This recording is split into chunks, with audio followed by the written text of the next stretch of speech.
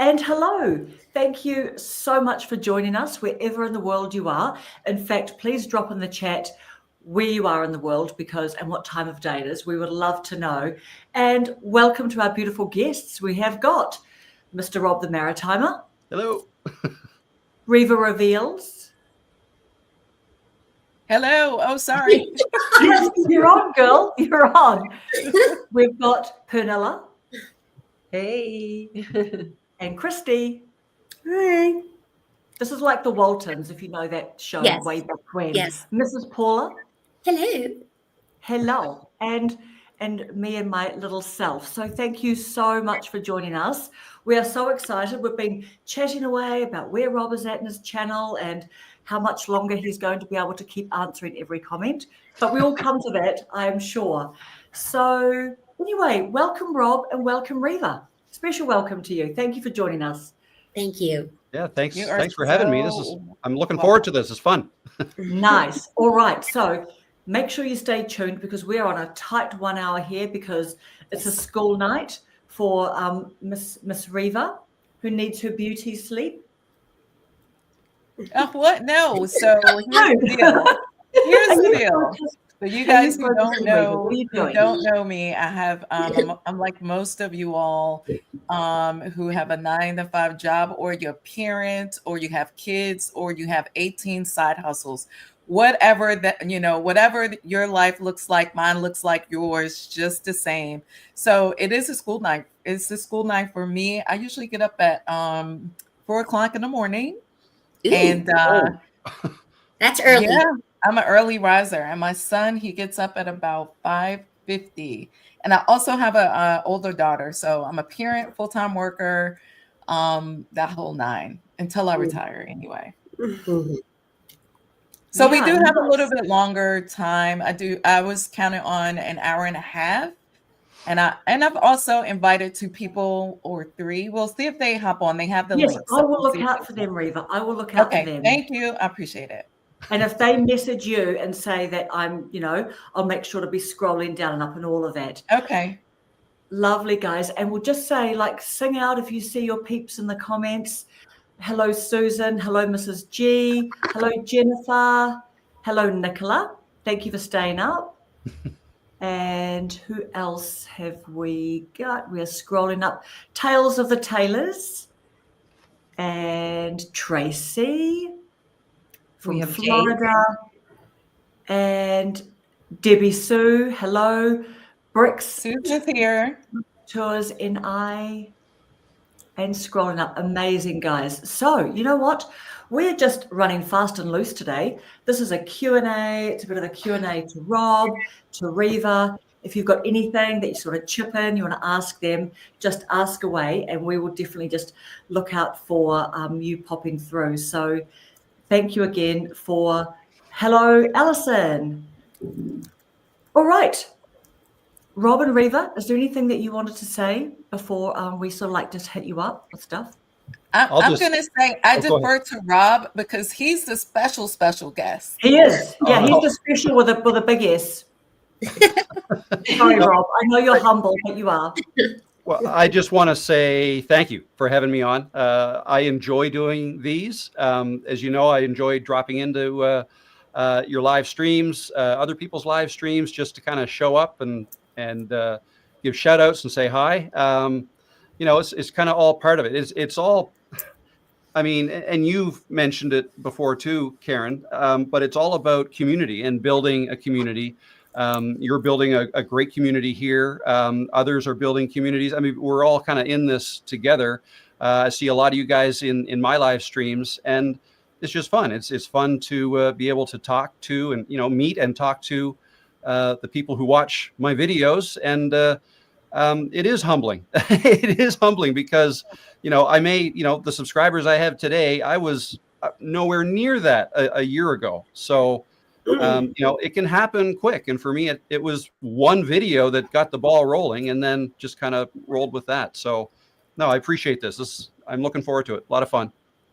Amazing. So, Rob, that's how I think I found you, was that video that you kept saying that you're going to mess up lots of times and that you're super nervous, I could hear you being nervous, but you kept going, and it was very endearing, and it gave me courage. And I found you back in, I think it was, I've been with you for a while, as far as like maybe last summer. I consider that a while for this channel because I wasn't serious about YouTube until like last summer. And that's when I found you and some other over 40 creators. And you were one of the ones that stuck with me. And I want to talk to you about something. So I have the first question. Nice. Okay. And if you don't mind, it's probably like a 5-part question because I talk a lot. Oh, geez, should I take notes? You know I talk a lot because you could tell the email that I sent you was like a lot, right? Yes, that's all right. All right. Fire away. Here's my question, because it's going to help all of us, because it helped me. You showed your setup, and I didn't know all the things that you had in your room in order to make a video happen. Now, I don't know if you've modified everything now, and I didn't know that you were in this field of creation or TV work or whatever until I saw all the, like, I don't know what you call them, stanchions and the bars going around your room and showing all the camera angles just for a couple of shots. And I was like, well, I'm not going to be able to do that. So you want to talk about that? Like doing not having to do all of that, but also if you want to do that, what does that look like and what might it cost you? Okay. No, yeah, absolutely. So first of all, nobody needs all the stuff that I have. I have way too much stuff. I don't need all this stuff.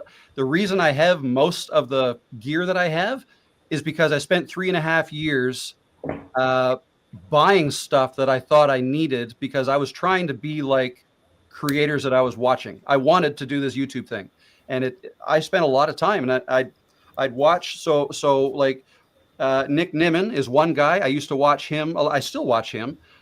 He goes live on Saturdays. I've learned a ton of stuff from him. He's got all the gear.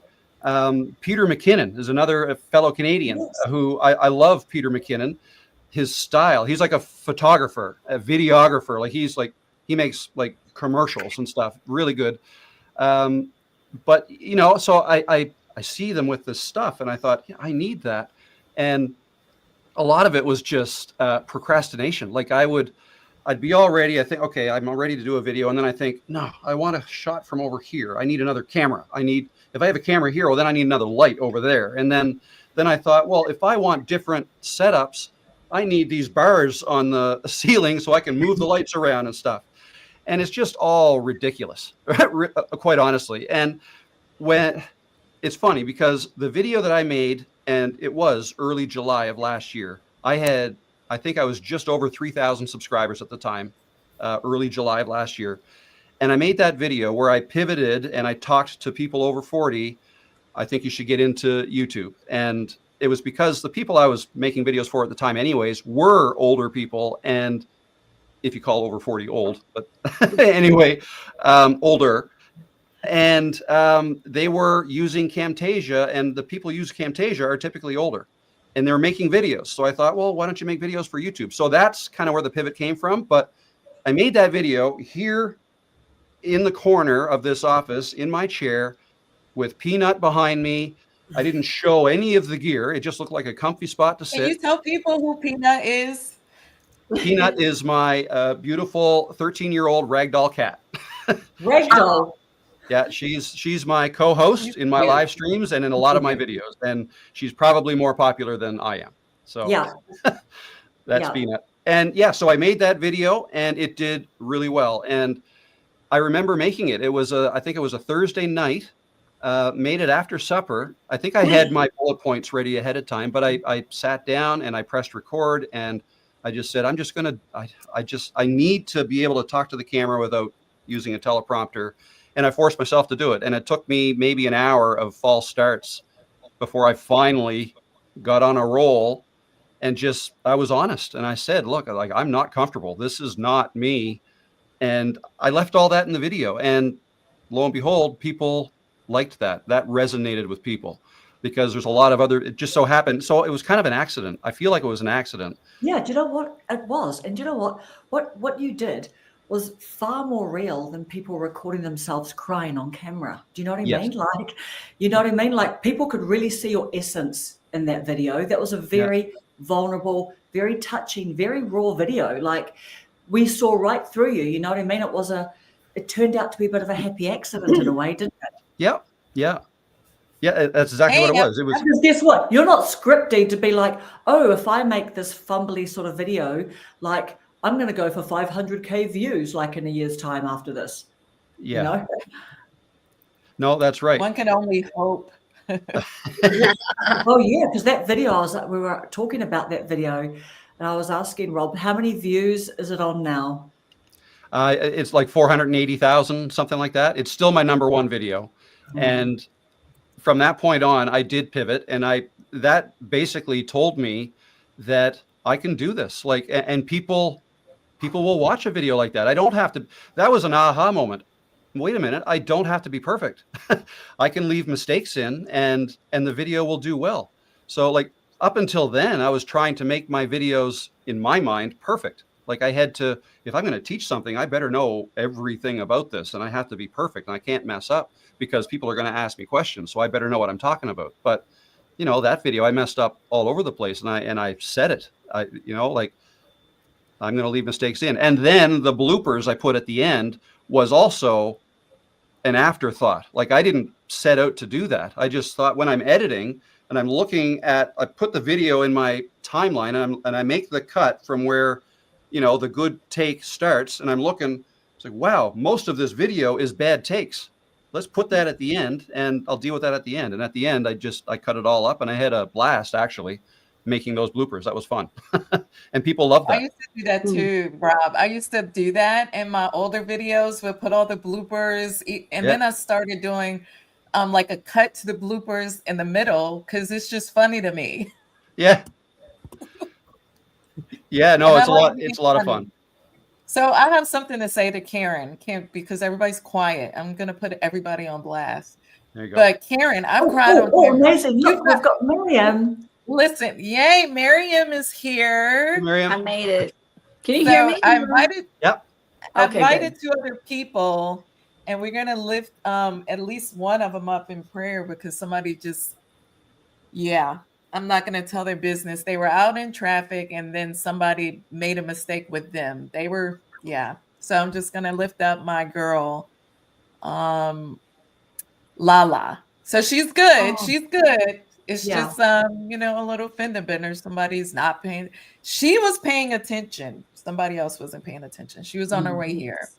And Toby Rich, she wanted to be here. You guys go check out her and her channels, and go check out Lala, that high vibe coach, and Miriam. Before we get into Miriam, because I invited her, I want to say, if you haven't cried on YouTube or cried about YouTube, if you haven't cried on YouTube, put your hands down, or cried about YouTube, maybe you haven't made it there yet. And if you haven't, just stand by, because you will have your day. So I cried on YouTube. Yeah, Pernilla. So I have nicknames for everybody.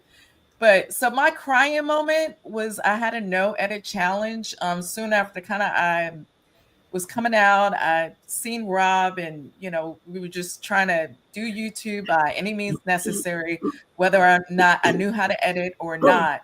I decided to do a no edit challenge, and lo and behold, so it resonated with people because I was trying to learn how to edit, and I was not going to let anything hold me back, especially editing, not at my old age. So I really got emotional when I got tagged in a video. I went to go watch the video, and it was one of my friends. Well, not my friend. She's my friend now, and she had just I'll call out her channel after a while, but she was recovering from the hospital from cancer. So and she was in her backyard doing her video, and she had all the things like from chemo, and she was recovering. And I was like, whoa. So I was so touched that, number one, she didn't let anything hold her back from reaching the people who she was called to reach, and then being inspired, or letting me inspire her to do this no edit challenge. But you never know how you're going to affect the lives of someone else, or who you're going to inspire, if you could just get past your own self. Mm-hmm. Yeah. And that made me cry. That was the whole point. I was in my bathroom, boo-hooing, like, oh my God. She's not letting anything hold her back. And she was talking about her journey, and she's been good ever since. I remember that video, Riva. I saw it. It was an ugly cry. Yeah, but it was amazing. Yeah. I think that's how I found you. Yeah. Oh, yeah. So Lynn, that little shed of mine. And yeah, I think from there is when we started building, I call it family. So Miriam, that's just how I feel. I feel like I have a big group of cousins on YouTube now.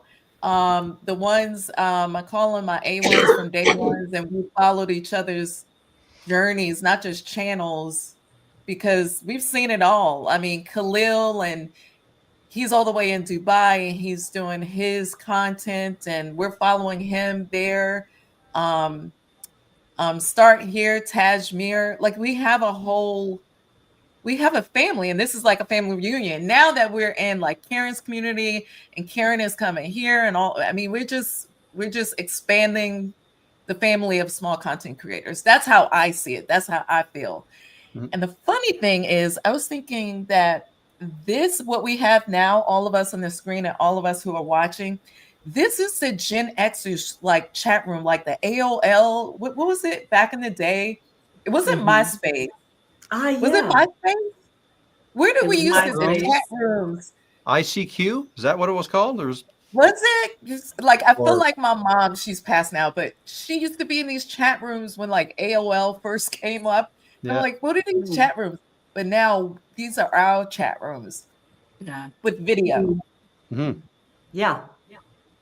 All right. So Miriam, you want to say who you are and your channels? Well, which channel? Let's see. So I have two channels. I have Miriam's Mindset, which was my base channel before it got taken over by an SEO guru who moved all my stuff to all my viewers to India. So I had stopped working on that for a while and moved over to another channel, which is Sis We Outta Here, which I talk about on both channels, just letting go and breaking free from toxicity, whether it's relationships, jobs, etc. And so Sis We Outta Here is like, it's becoming my main channel because that's my platform where I'm speaking directly to women of a certain age. And but I still want to hold on to Miriam's Mindset. But you know, it's good to have this type of group, because I don't know how many of you have more than one channel, but it can get overwhelming. And to be able to talk about how you manage both. I mean, I know batch creation, all that other stuff, but it's, you know, from day to day, I'm like, oh my gosh, like, okay, what am I doing? Which one is this topic for, and all of that. And I have a podcast I'm also, you know, doing. So it can get overwhelming, but you know, it's a journey, I know, but it's good to have a group. So I'm glad to be part of this. Awesome. Yeah, thank you, Miriam. So what about you, Rob? So you've got your one main channel, and I know that, you know, sometimes like people with newer channels and things like will ask you, should I start another one and things like that. But like, what's the plan for your channel? Because there's so many shiny objects around all the time. You know, you've got Sean Cannell talking about get on the video, the podcast, I'll often think, oh, okay, I need to go and do a podcast and have a podcast tab and do the Spotify and the blah, blah and everything. So what's your sort of, you know, plan going forward with your channel? Like at the moment, what's your structure set up, right, with your communities, and what have you got going? Well, right now I have, I do have a community. I use Kajabi is the platform that I use. So I have a community in Kajabi. That's where my website is hosted and my courses as well. I have a couple of courses.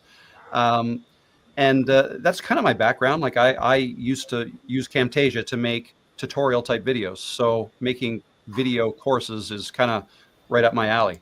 I'm working on one right now. So I guess my plan right now, I haven't been making as many videos as I'd like. What I like to do the most is make videos, go outside and film a video. I've got tons of ideas, and I keep getting more and more from the, comments that I get on my videos. So yeah, I'm going to keep doing that. Once I get this course finished, then I'll be able to get back to maybe 2 to 3 videos a week. But right now I'm struggling to get 1 a week just because I'm so busy on the back end stuff. So yeah, I guess where I've tried the podcast thing, and I'll probably do some more of those. The way I did those was I would have somebody, I would interview somebody live, and oh, by the way, I might as well upload that to Spotify, right? So and call that a podcast, but it was never just audio only podcast, so video podcast, I guess. But it's been many months since I've done that. So I'll probably do that again because that was fun. Was that with Kevin and Alexa? Yes. So and someone else. Yeah. I think I've done, I want to say 7 or 8. Alexa was my first one, and I think Kevin was the second. Brian Johnson. Yes. Yeah. So I've done old Mike as well. Mike. Yes.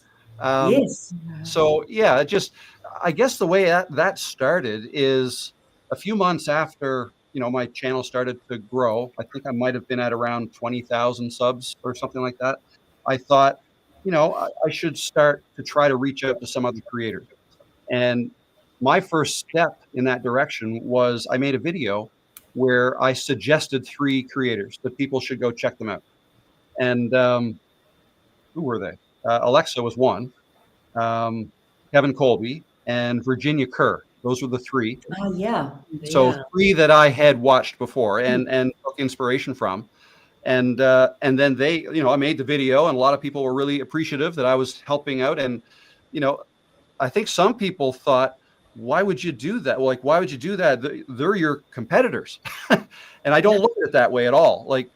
If somebody wants to watch and listen to Alexa over me, that's totally fine. She has a different style. Maybe we're talking about roughly the same kind of thing, but different styles. Some people prefer to listen to her. Some people prefer to listen to me. So I don't think of any other creators doing what I'm doing as competitors.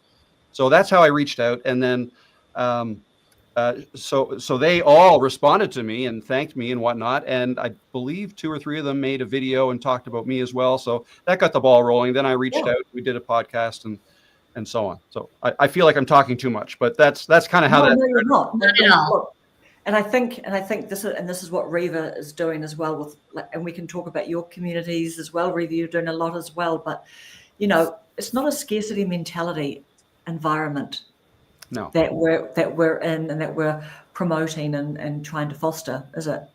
No, not at all. I truly believe there's an audience out there for anybody and everybody, us included, us and the people who are watching today, watching this live stream.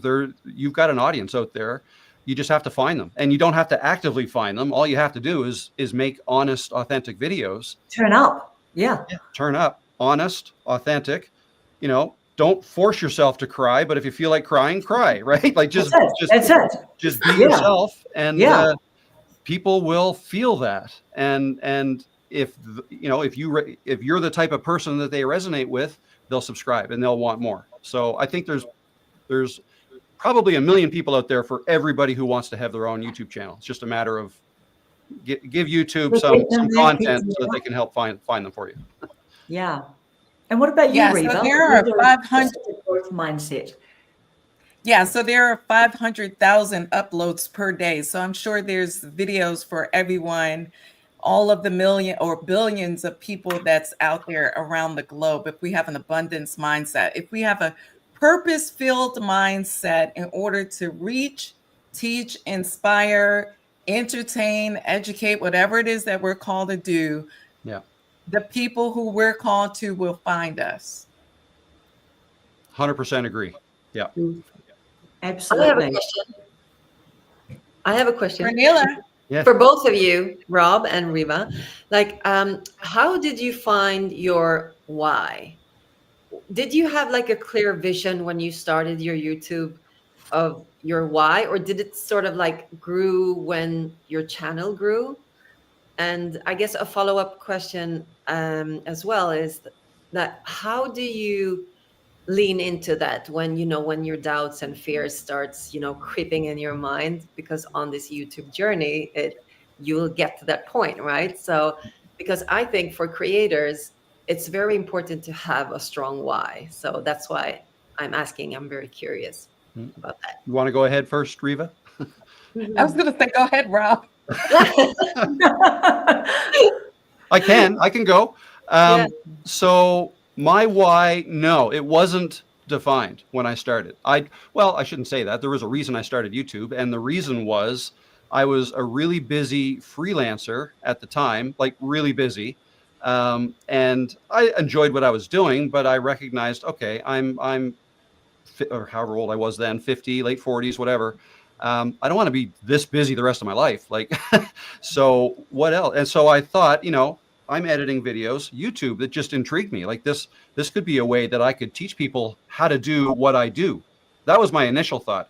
I can teach people to do what I'm doing. And what I was doing at the time was editing videos, making money online, right? So that's what I initially thought that I would make videos about. It could have been about Fiverr. That was the platform I was using at the time. It could be about Camtasia, which is in the end what I settled on. So yeah, no, it wasn't well defined at the time. I knew I wanted to do that. I wanted to start teaching people, and oh, by the way, you can make money doing this, and if I can grow my channel. So that was initially what I was thinking. So I guess self-centered, right? I was initially thinking, this could be a good thing for me to do in retirement, and I enjoy all this tech stuff. So, it's okay to buy all this gear. Over 4 years, spent far too much money.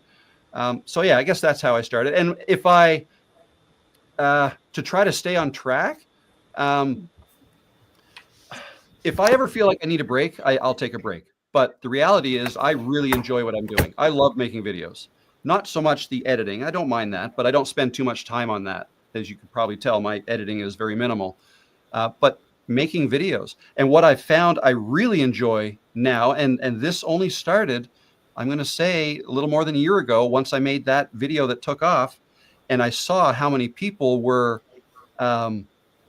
affected, or my video or resonated with, and then people starting to tell me, oh, Rob, you're giving me the push that I needed, and all this. I'm like, oh, this is awesome. Like, I'm helping people now. This is like an added bonus, and that's kind of my why now, I guess. I really enjoy the fact that I'm reaching so many people, and oh, by the way, I'm making a career out of this too. So anyway, long-winded answer again. I'm bad. Yeah. No, That's okay. Yeah, we like listening to you, Rob. So don't apologize for talking We do. too much. I can't help it. I'm Canadian. We apologize for everything. So We do that in the southern U.S. too. Mhm. Rob, I Christie, have you a know, question you're for Canadian you. as well. Christie's in Not where I Canada. am. We're Rob, I have we're a not question for Canadian you. in that sense. No. So Rob, So- when I see your videos, I always see, because I've been watching you as well, and you're always in the same scenery, right? You're always outdoors. Is Not that how you always, do but most of your that is videos? my favorite spot. Yeah. Do you ever feel the need to change it up, or do you feel like that's working, so that's what you stick to, or do you feel like you need to do something even more elaborate or something? That's a good question. I do feel like I do need to change it up sometimes. And I actually look, when I'm deciding on a video to make, I'll come up with the idea. Okay, this is the video. This is roughly the title. We'll sort that out with ChatGPT before I post it. But now I'm thinking, okay, now I want to go make this video. Where am I going to make it? And I will open up my channel and I'll sort my videos latest. And where have I been making them lately? Okay, I've done 3 in a row out on the trail. It's time to do it somewhere else. Maybe I'll do it in here. And so I do look at that because I feel like I'm trying to think of the viewers. Like, okay, if a viewer sees a new thumbnail of mine tomorrow, what might get the most impact? If it's the same similar setting as my last one, it might not have the same impact. So maybe I was in the woods last time. Now maybe I'm going to go out on the snowy trail or on the dock or inside here with the cat, or, you know, so I do think of that just to kind of change it up. I feel like making videos outside where the scenery is changing, like if you're walking or standing and kind of rotating a bit, I feel like that means that's almost, it means you don't have to insert B-roll, right? To keep people's attention. That is almost like B-roll. The scene, it's funny. The first time I did a walk and talk video, I then looked at it. You know how you can see where people are going back to rewatch certain parts? You can see a little spike in the retention graph. Well, I saw this spike in a retention graph and I looked at it, and all it was I walked by a rock that had graffiti on it, right? Like a smiley face or something. People just kept wanting to watch that back and see what that was. It was just... That was probably Jennifer. That was probably Jennifer. Probably so. Alaska. She loves graffiti. That was Jennifer. Graffiti. Well, if it was just one person, she did it a lot. She did a lot on all the devices to support you. So it solidified to me that, you know, the background does matter. People pay attention to it, and people have told me they like to listen to me, and they're not even necessarily watching.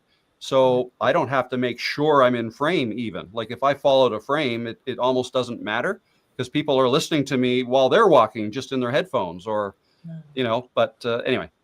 But also, Rob, too, that is such a good question, Miriam. And I did have that as a bit of a question for Rob because, Rob, those ones are doing really well for you, aren't they? The ones out and about.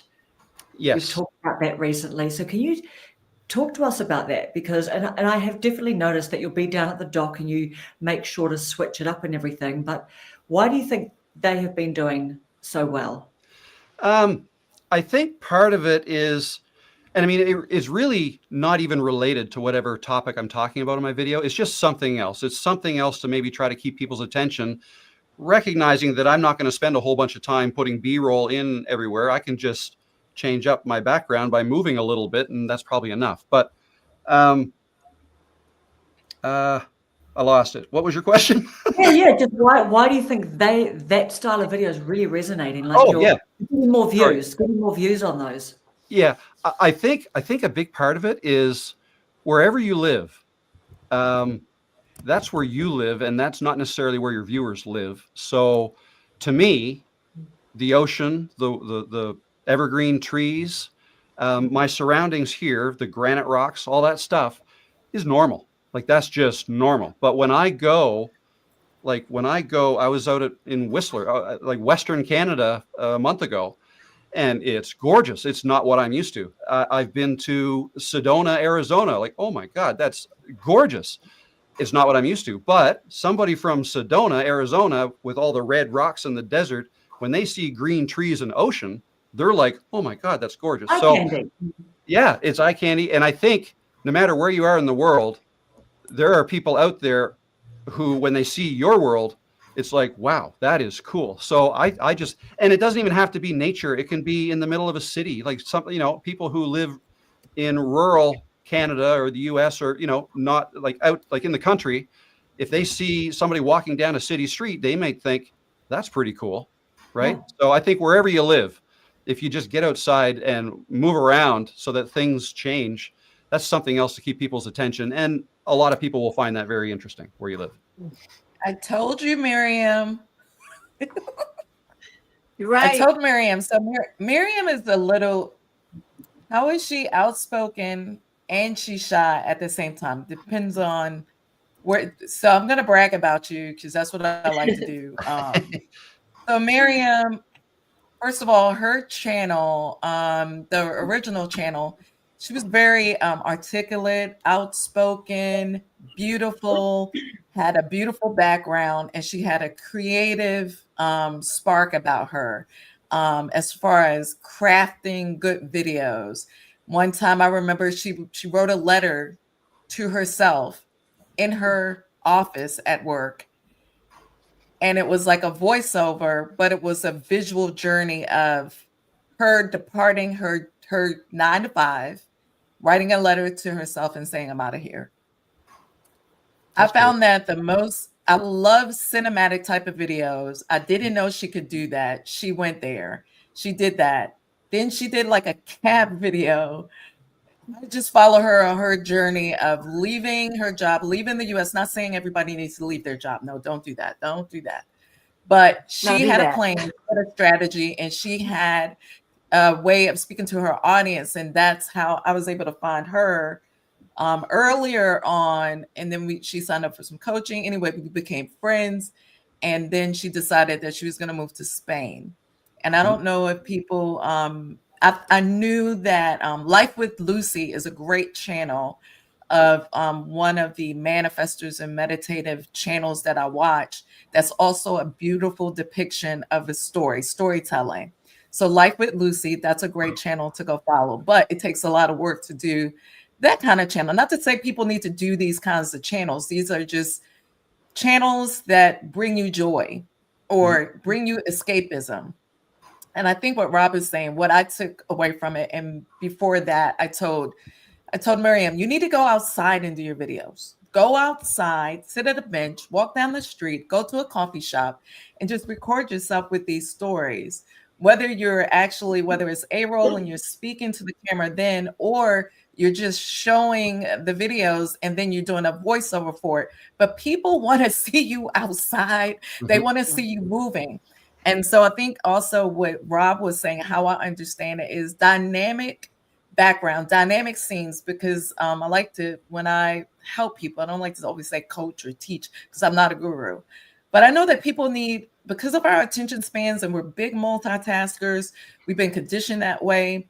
In order to keep our focus, unfortunately, we get bored when we just see, most of us, not all of us, not making a generalization. We get bored when we see one thing. So that's why I even change up this. I go over here, or I stand up, or I'm going like this with the mic, or I'll just walk up to the camera, because people need to see various things on the screen. But sometimes people don't like that. And they will tell you that you're moving too much, or there's too many things flying around the scene. So you're not going to please everyone. That's why as a creator, I think do what's authentic to you. Do what you enjoy doing. Do what you can do. Because some things may not be in your realm to do. But do what you can do and do what brings you joy, because that's what resonates across the screen.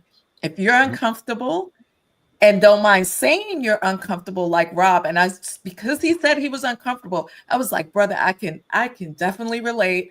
And now you have a subscriber because you're real.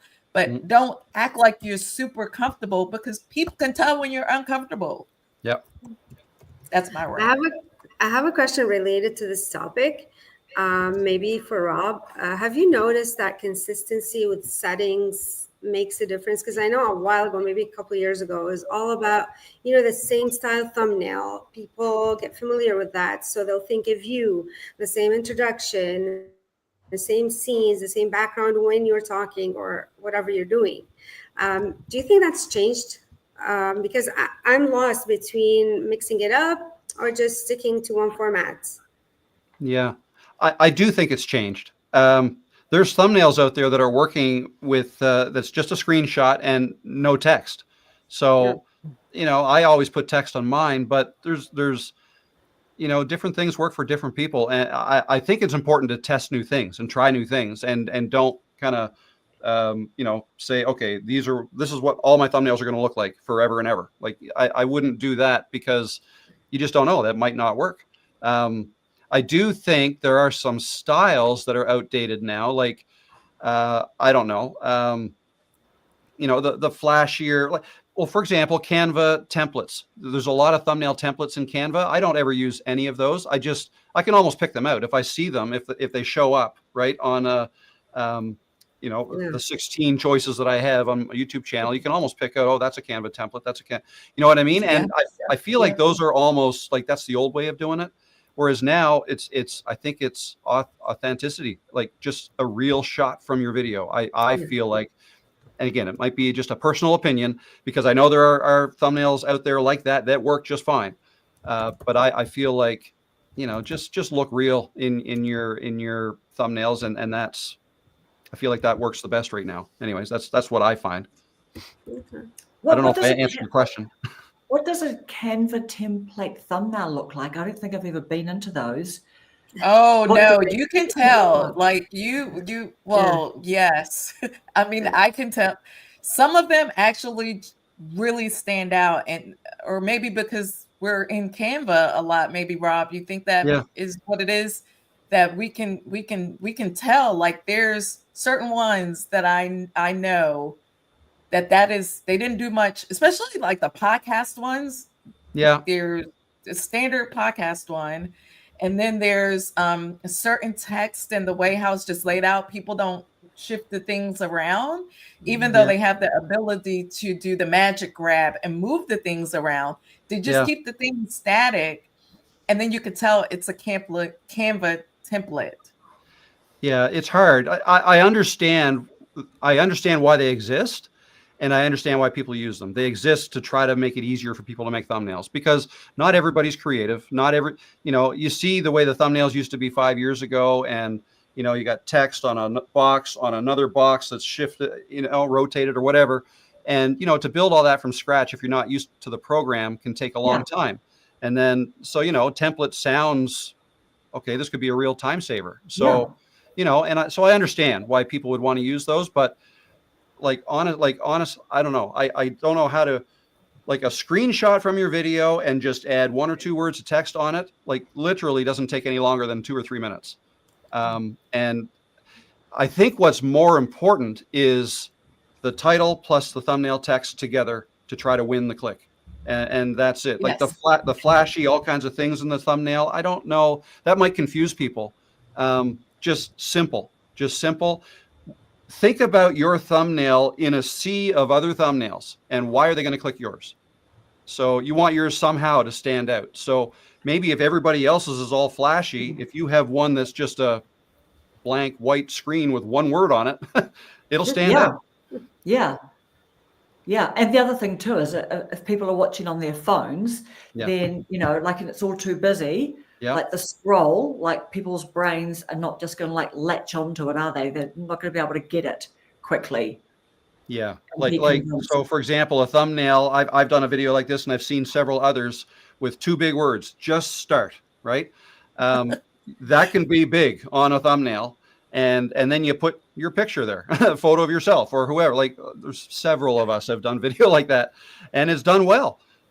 So, don't be afraid to borrow from other people, right? Ideas. If you see something that's worked. Steal like an artist. What's that? Steal like an artist. I don't want to use the word steal, but yeah, you get the point. But there's that book, right? There's that book. Make it your own. Yeah. Yeah, make it your own. I mean, there's only so many ways to say just start, right? Yeah. I think my first 50 videos were like that. Using the Canva templates. Stealing like an artist, or just stealing in general. And I mean, everybody kind of, you'll get inspired. Like, I've tried other people's thumbnail styles like twice. I can remember, like, I tried an Ali Abdal one, and I tried to make it my own, but it was kind of similar. And that didn't work. That was a no-no. Because what happens is, especially if it's a highly recognizable thumbnail from a big creator, when it's the psychological thing, when that viewer sees that, they're going to expect that same level of video as Ali Abdal or April Lynn. April Lynn is a huge YouTuber with like, she had one with editing, an edit bar. And so it's very, very specific, right? And then when other people try to do it, it's not going to come off. I think the level of expectation when they click the video, because they can see the intro, because it's like a Netflix thing. And then they're like, wait, well, this is not that. Their mindset is that. Yeah, like, what are you doing? Oh, but okay. I will say this, my the worst thumbnail ever. But I did what Rob said, because I was done with the video, that viral video. I was like done. I didn't know that crazy thing was going to go viral anyway. All I did was like this. like? Yeah. And I put some text behind it. But do you know, I've seen as of, it's still crazy because people are copying that thumbnail when they get great results. They're getting great results. I'm not getting, it's still, I can't believe it, like almost a year later, and the same thumbnail. I had to look to make sure it wasn't me on one of the thumbnails, and it was someone else. Okay, Riva. So now Riva's going to be watching everyone in the chat and all of us. Our next videos aren't.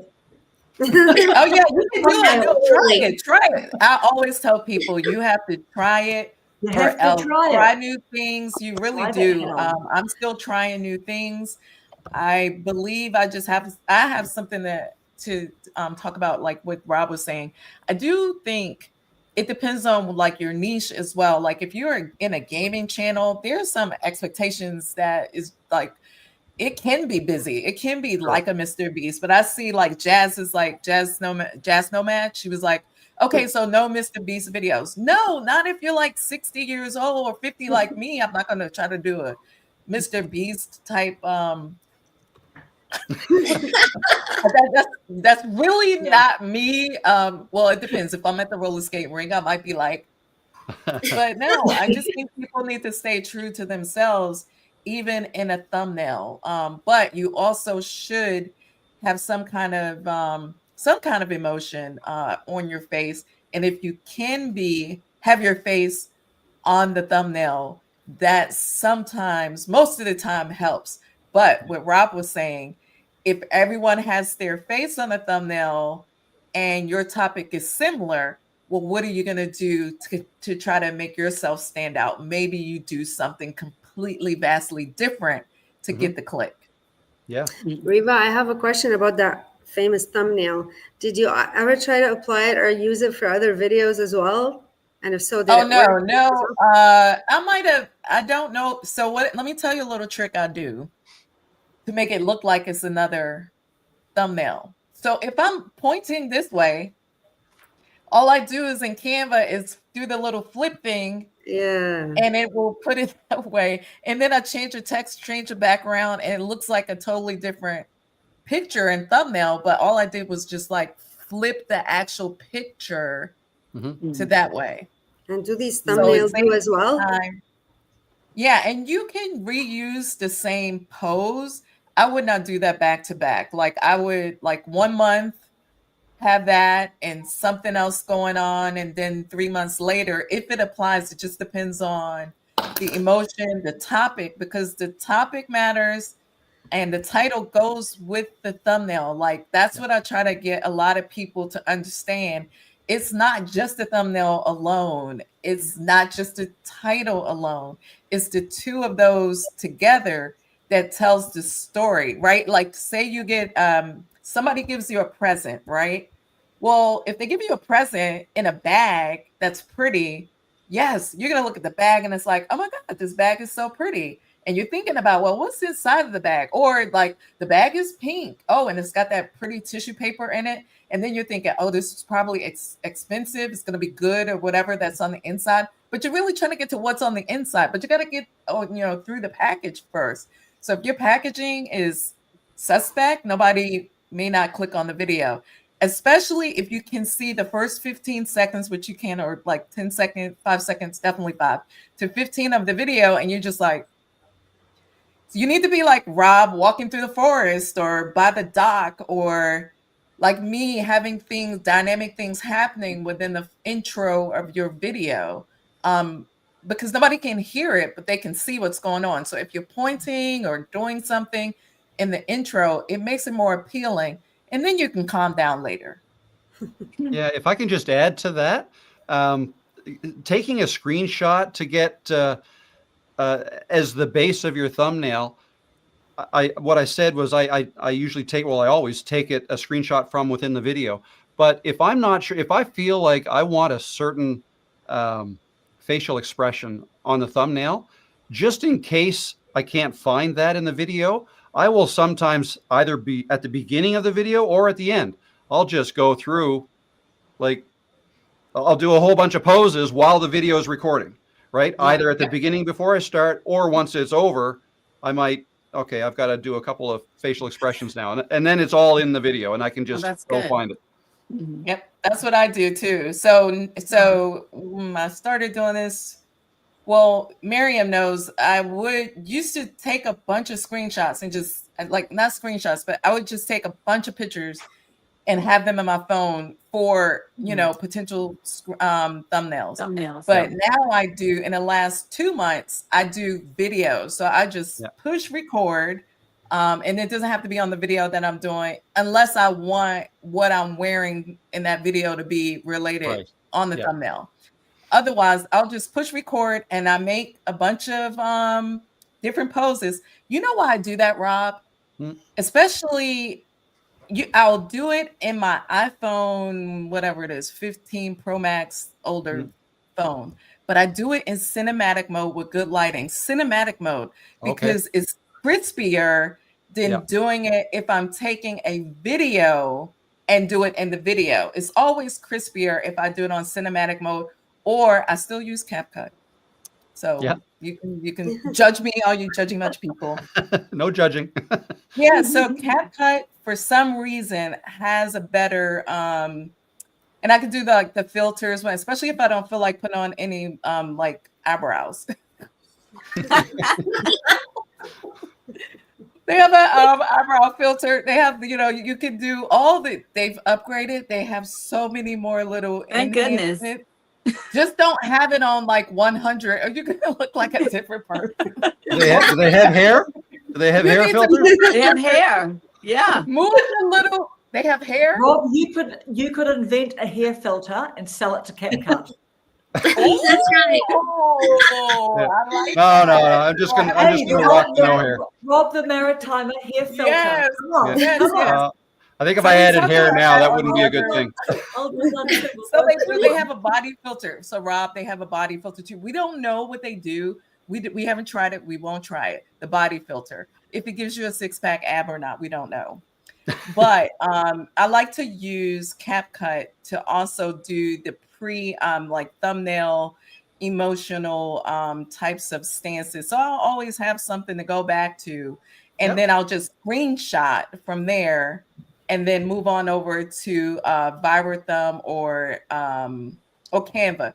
So my whole thumbnail situation is like a 3 to sometimes 4-part process. So I'll start out with, I do my ideation, like validation through Vibrathumb or vidIQ to make sure that the videos, they have high volume, right? Already, it's already working. So I'm seeing what's working already, like over 10,000 for a topic. And I'm looking at their thumbnails going, okay, so what are they doing? I might not want all the text and all the things, but what does their face like? I'm sitting there looking, analyzing to see, well, why is that working? And then I take it one step further. If I can't figure it out, I'll take a screenshot, drop it in the ChatGPT and tell it to explain to me why this thumbnail works with this title. Okay. And it'll give me the psychology behind it. So it may tell me something like, well, they used red, they used the emotional face, blah, blah, blah. And then I'll maybe try to simulate in my own way the intent, not copy, but the intent of the thumbnail. So then from there, once I have the idea and I already have the pose, because I have lots of poses in my phone, I'll hop on over to, like I said, so CapCut, done that. Then I kind of know what's working, what kind of text. So I'll go over to Canva and put the text in Canva, or I'll use Vibrathumb to move around the text. And then I finish it off in Snapchat because, again, it has the best filter. Oh, okay. Interesting. That's quite a process. Guess how many views? Guess how many views I get sometimes lately? 200. I've never been on Snapchat, so I don't even know what that's all about. So Snapchat, the only reason why I use it, I mean, this is like young people's thing. I use it for the filter only. It's literally the pencil with the little filter button. That's it. I finish off the Canva thing because it smooths you out. I taught Miriam how to do all of this. So most of the people, ladies, I'll say, go over to CapCut because they have the filter. And they're like, oh, so it saves us time, right? Mhm. And then if we, in a rush, you want to just get the Canva thing done.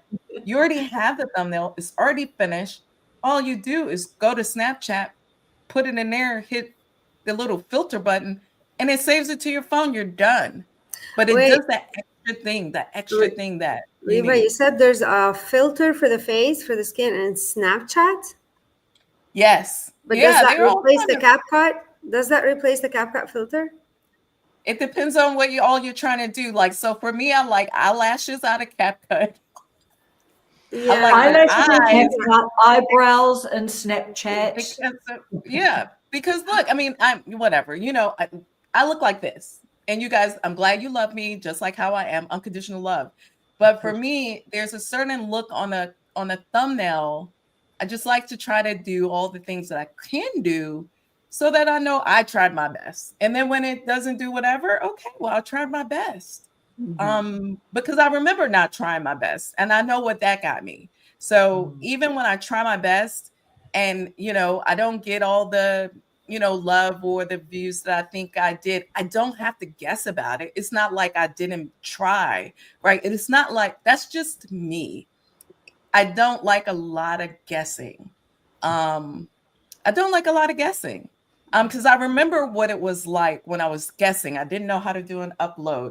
I didn't know about a file name. I didn't know about a hashtag. I didn't know all the things, that yes, we think we should know, and that's going to make us go viral. None of that stuff makes you go viral. A good message makes you go viral.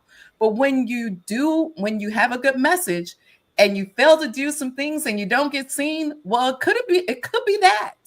Right. And we want to make sure that we can get our content out to the people who may see it. Mm-hmm. And you also get to the point where, you want to film, but you don't want to have to put on a full face of makeup and you don't want to have to do all that because you know that, okay, I can just filter that in. So yes. There's nothing, right, Miriam? There's nothing stopping you from making the video. Again, going back to the no edit challenge, I talked about that. Like I was not vain, but there was lots of excuses that I thought because I came up on YouTube with Patricia Bright. If anyone knows about this young lady, when you come up on YouTube with people like that as your virtual mentors, I was into vlogs, I was into styles of the day.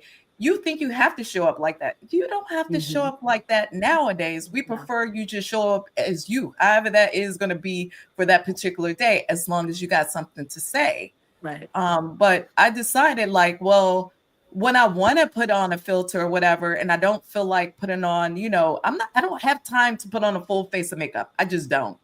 And that's not how I want to show up on YouTube. Can I just add to this for fear of talking about something I have no right talking about? But I feel like I almost have to apologize on behalf of men because we do have it a whole lot easier than women. Yes. I recognize that. Like, I mean, I don't have to worry about makeup, hair, all that stuff.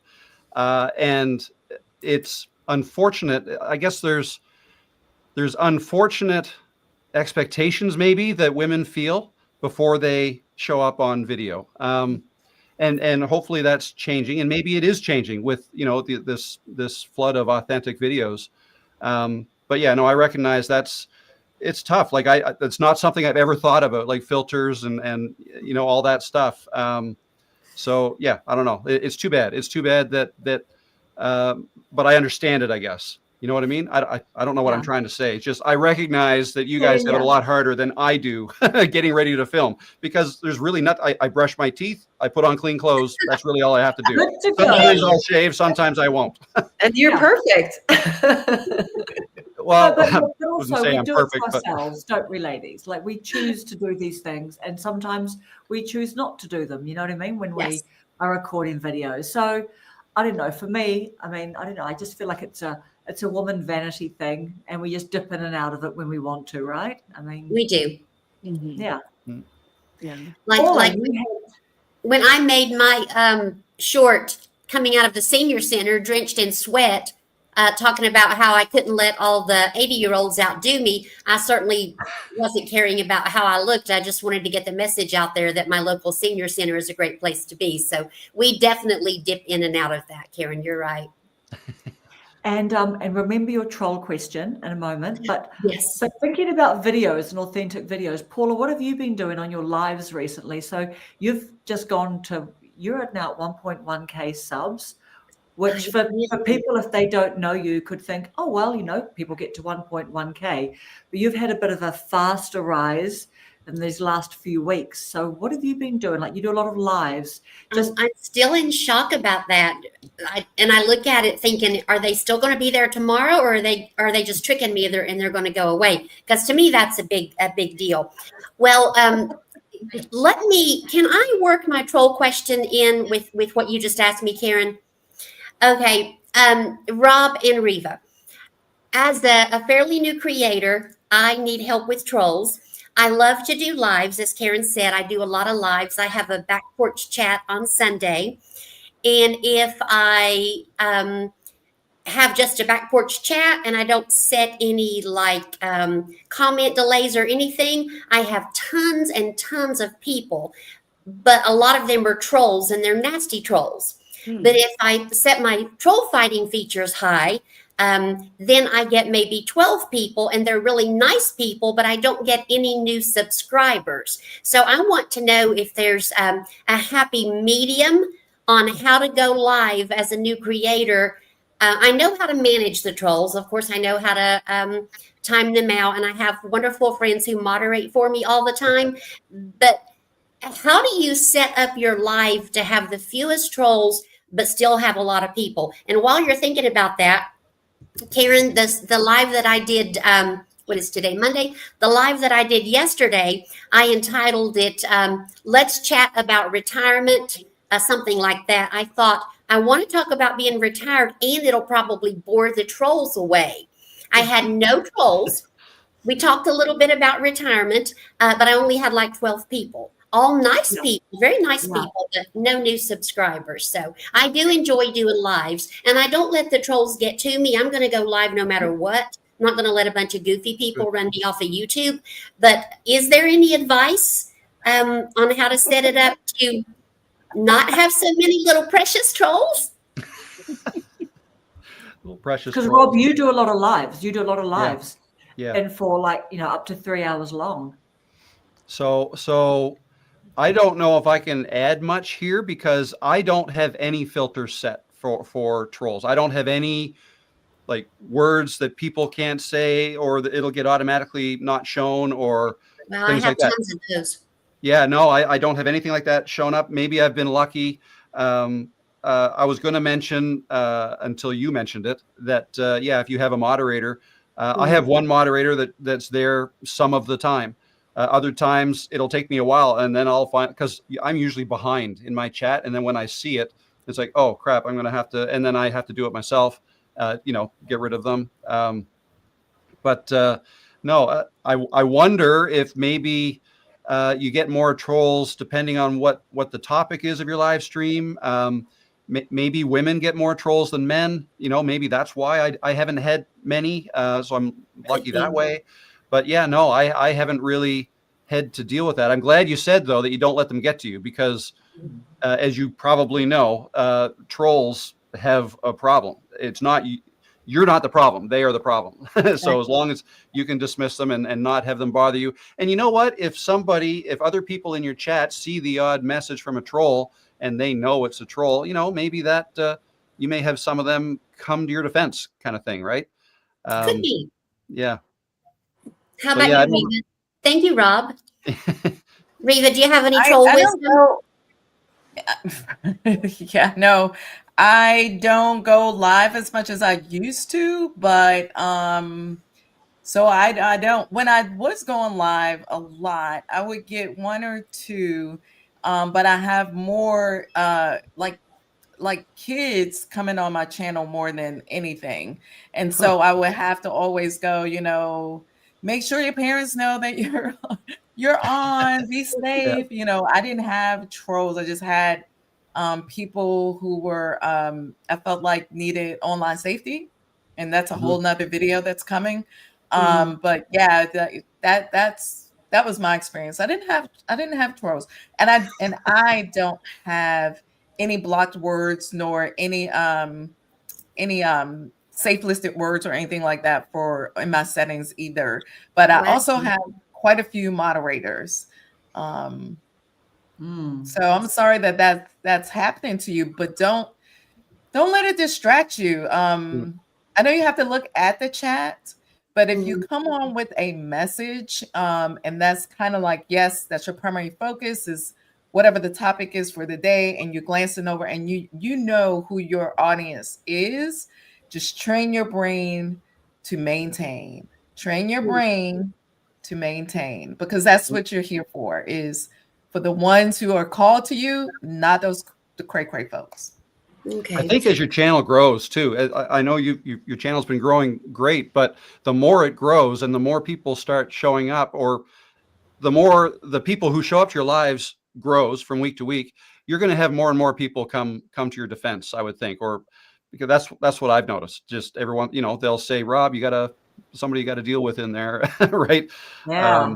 So yeah, you'll have people come to your defense, I think. But maybe in the early days of live streaming, they're more prominent, they're more obvious.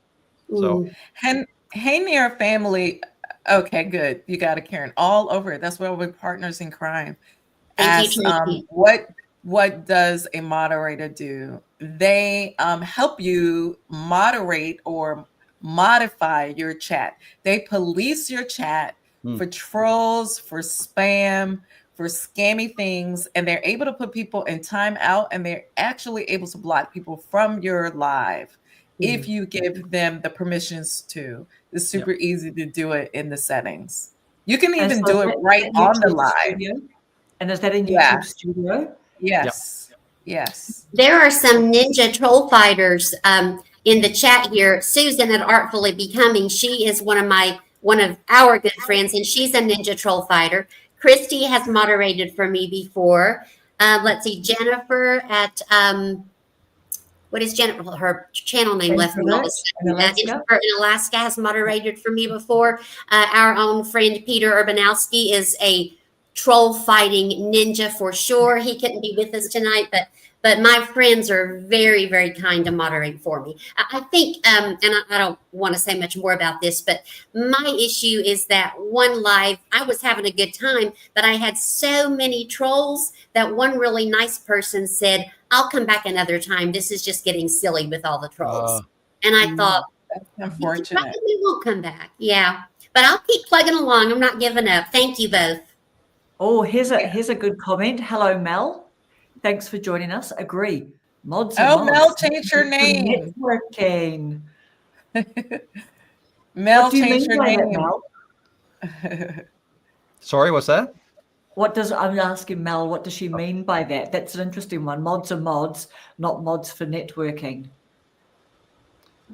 Oh, it must I think mods is a networking term, maybe. Oh, is it? Yeah, she changed the name after the live, Riva. She changed her name. Good. Yeah. That's good. Yeah. I thought we were going to go run a marathon. That's great. Hey, look, so Peter had a question. He had a question. What advice would you two fine people give to small channels and people thinking of starting channels, because there's so much conflicting advice out there from people trying to be gurus? So what advice would you give to small channels and people thinking of starting? Just start and find a community. How do people find a community? What does that mean? We talk a lot about finding a community. Well, this is how I found community, by watching people who I like, commenting with those who resonated with me. I liked their content, their vibe. I just started commenting a lot, and then we just started vibing. We just started vibing with different channels, and then they started watching my stuff. And then for me, as far as like I had to learn the basics because I didn't know the basics when I started. But then I had to apply like that. That was just for me because there's so many there's so much noise when it comes to do these things and your channel's going to blow up. Do this first, last, second, 15 settings, 18, 25, 1,000. I made videos about like, there are no more buttons left in YouTube for us to set in order to go viral or to get views. There's not so many buttons and settings in YouTube. So that can't be it. That cannot be the secret sauce to be able to grow and to find, your own base, your own community. So again, I just started applying certain things. And when I knew all the buttons were what they needed to be, I started tracking my own progress. I started connecting with different communities that were or people that were already out there that I resonated with. And I kept saying, let's grow together. Let's grow. Not the small content creators gather here. Not that kind of vibe. No. It was true connection. Like literally, I like what you were putting down on your video when you said blah, blah, blah. Or, hey, I didn't quite understand this step when you said blah, blah, blah.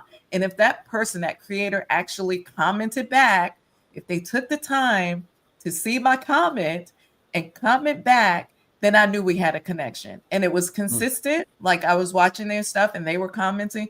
So I think the greatest thing you can do in order to start a community is to go in your comment section and really, really connect. Let it be a genuine connection.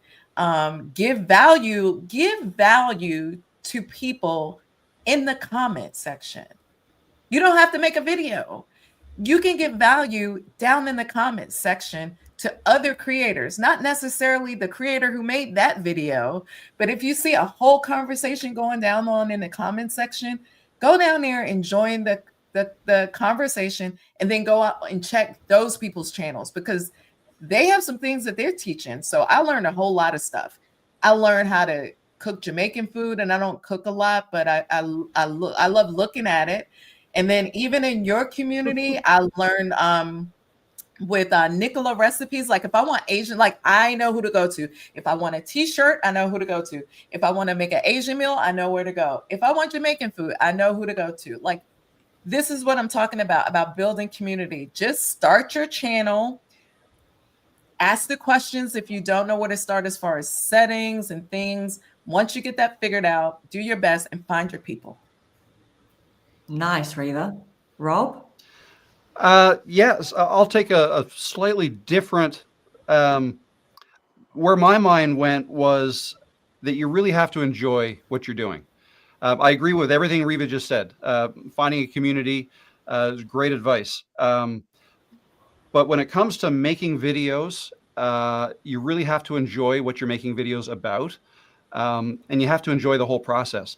Too many people, I think, want to get into YouTube because they've heard you can make money at it and maybe even get rich off of it, right? And so I think a lot of people are getting into it maybe for the wrong reasons, or they think that just by setting up a channel and maybe uploading one video, it's going to happen for them. I'll get a lot of comments that say, I've got, my last video, I've been getting, 100 views per video, but then my latest video, it only got 10 views. What am I doing wrong? And, it's almost, I get the feeling a lot of times people will post videos and then kind of look at their stats and hope for the best. So it's almost like the process of making videos is not what they enjoy most. What they would enjoy is if they're successful at it. So I think that's going about it quickly, and fast. People want it fast. They want it fast. And so if you can enjoy it, then if the results don't come fast, which more often than not, they don't, if you're enjoying it, then you're not going to give up, because then it just becomes part of your life. Oh, I make videos and I have a lot of fun doing it. And, oh, by the way, I like this editing and I'm getting better at it every time. And, but by getting better at it, you probably will grow eventually, right? And it's just, the amount of work you put in will, the more work you put into it, perhaps the faster you can grow. But I just think it's really important. You have to enjoy it. You just have to enjoy it. And, if you want to grow it into a business that you can make a good amount of money from, then you kind of have to treat it like a business. Right? Let's talk about it, Rob. Rob, please, let's talk about, can I just piggyback on what you just said? You do have to love the process of making a video. Now, you have to love the process, but you don't always have to be in love with it. It's like a marriage, like you're committed to it. And some parts of it is super great at sometimes, and some parts you're like, I don't want to do this part right now. And you have to take a break or a pause. But like, so for me, I used to love editing. I love editing. I outsource my editing now, but I also still put little things on the editing. I edit after my editor, but I love my new editor. And people think, let's talk about the business side. People think you're going to make a lot of money, whatever. Well, I'm here to tell you, probably not going to make a lot of money, like a lot of money. You might make some money, and it may not. I always help people. I don't like to say teach. I help people to understand you can make money without a lot of views. You can if you have a business mindset, like you like making videos, you have a product or service, you have a brand, you are a whole brand by yourself. People are ascribing to your advice. You can set up a call with them, a consultation call. You have something that they need, and you don't mind giving it to them. And sometimes time is money. Sometimes time is free. You you should always want to give value for free, and then make somebody an offer. They cannot take the offer, and that's okay. Your job is not to sell everybody on every single video. That's not how it works. Now, there is a time where, like me, you have brand deals. So for a business side, you have to show up. So if you think you want to have YouTube as a business, you need to think about it early from a business perspective, so you won't be shocked when you have to work. You have to work. It's constant work. Whether you're communicating with your editor, you're going back and forth, you're batch creating, because you have to have a system. You have to stay ahead of the game, or else you're going to burn out. Right, Rob? I think like the easiest way to burn out is not to be prepared.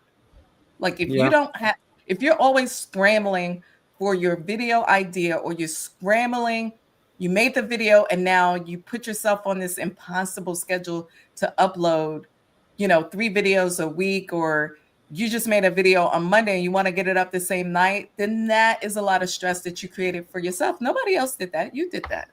So start treating yourself as a business, right? If you are going to sell a cake on Wednesday, you might want to bake that cake Tuesday night, right? And I don't know. I don't cook. So I don't know when you bake the cake if you're going to sell it.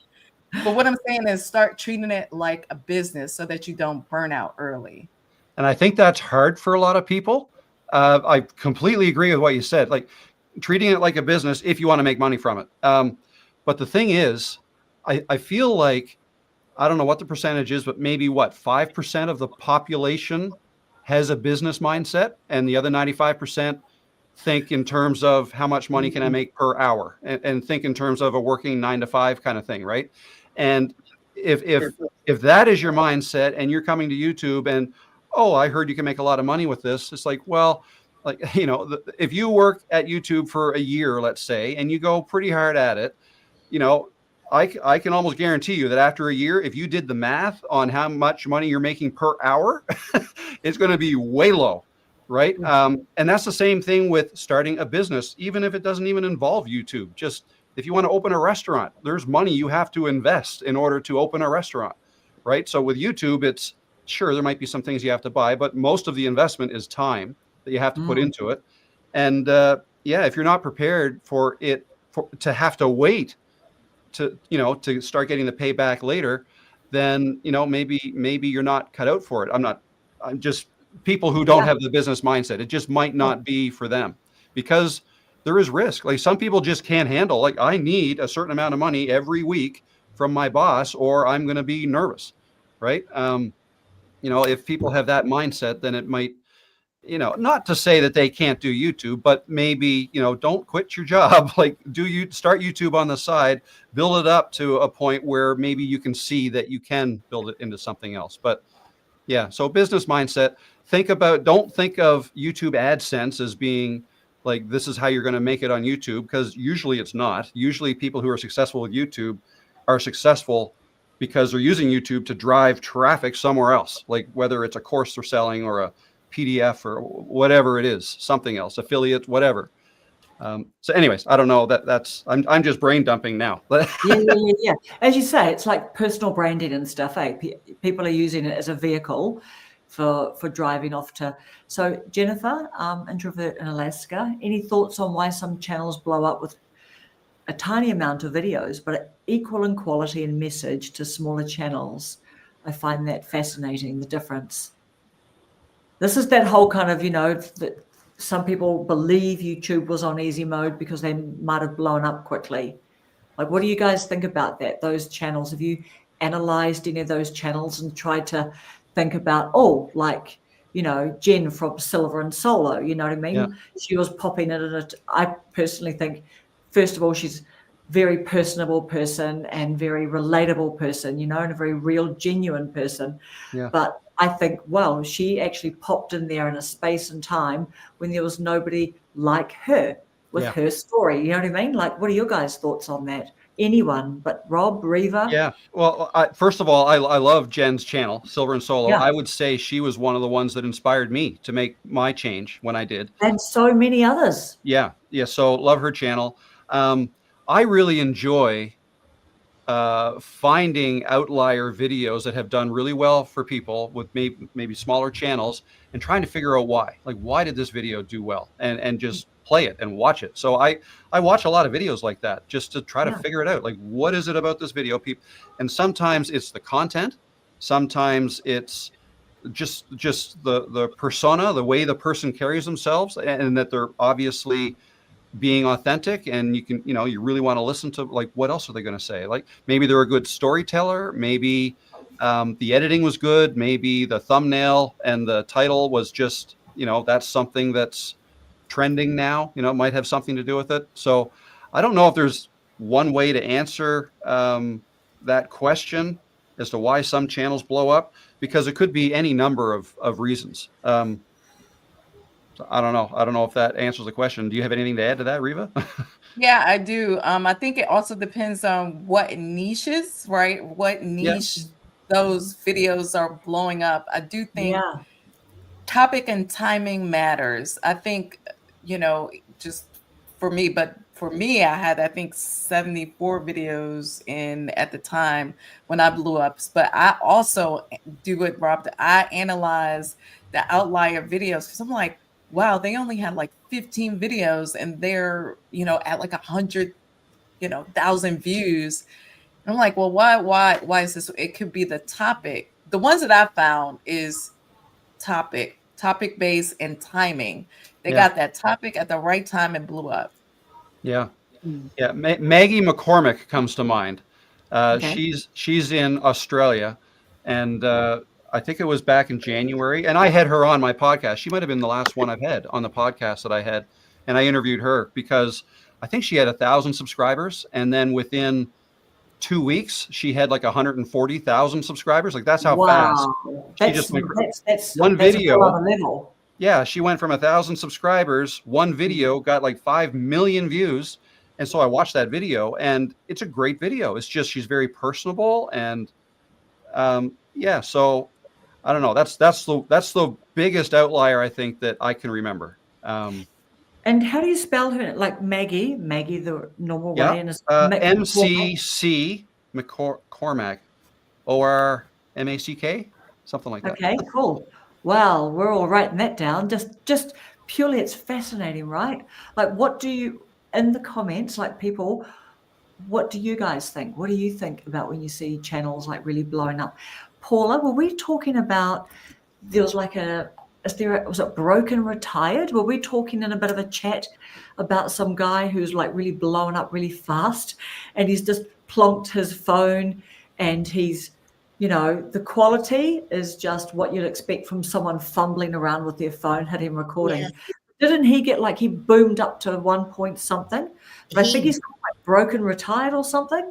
I think it's something like that. And yes, he boomed up so fast. And isn't he the one who boomed up on just the one video? Is that the same one we're thinking It of? might have been, but because he doesn't know how to edit and he just puts 3 videos, and he'll go somewhere and make 3 little videos and just up post them or something because he gets a bit stuck on how to post. But he's quite hilarious. Like, talk about relatable.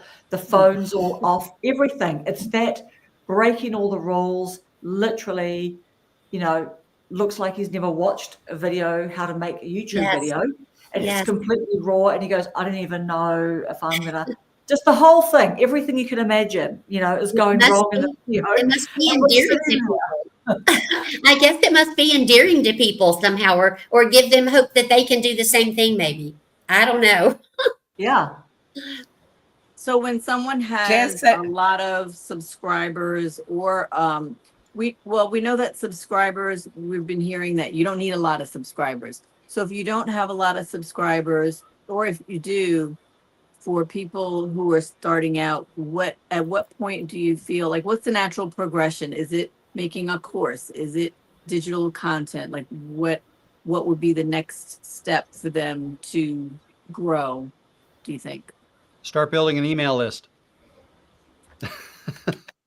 That's what I was. Okay, so when should people, I have that down too, such a great question, Miriam. When should people start actually is there a number, Rob, or is it about maybe like when you feel like you've got something to say and you can be consistent? But when should you start emailing that email list? Okay, well, that's a good question.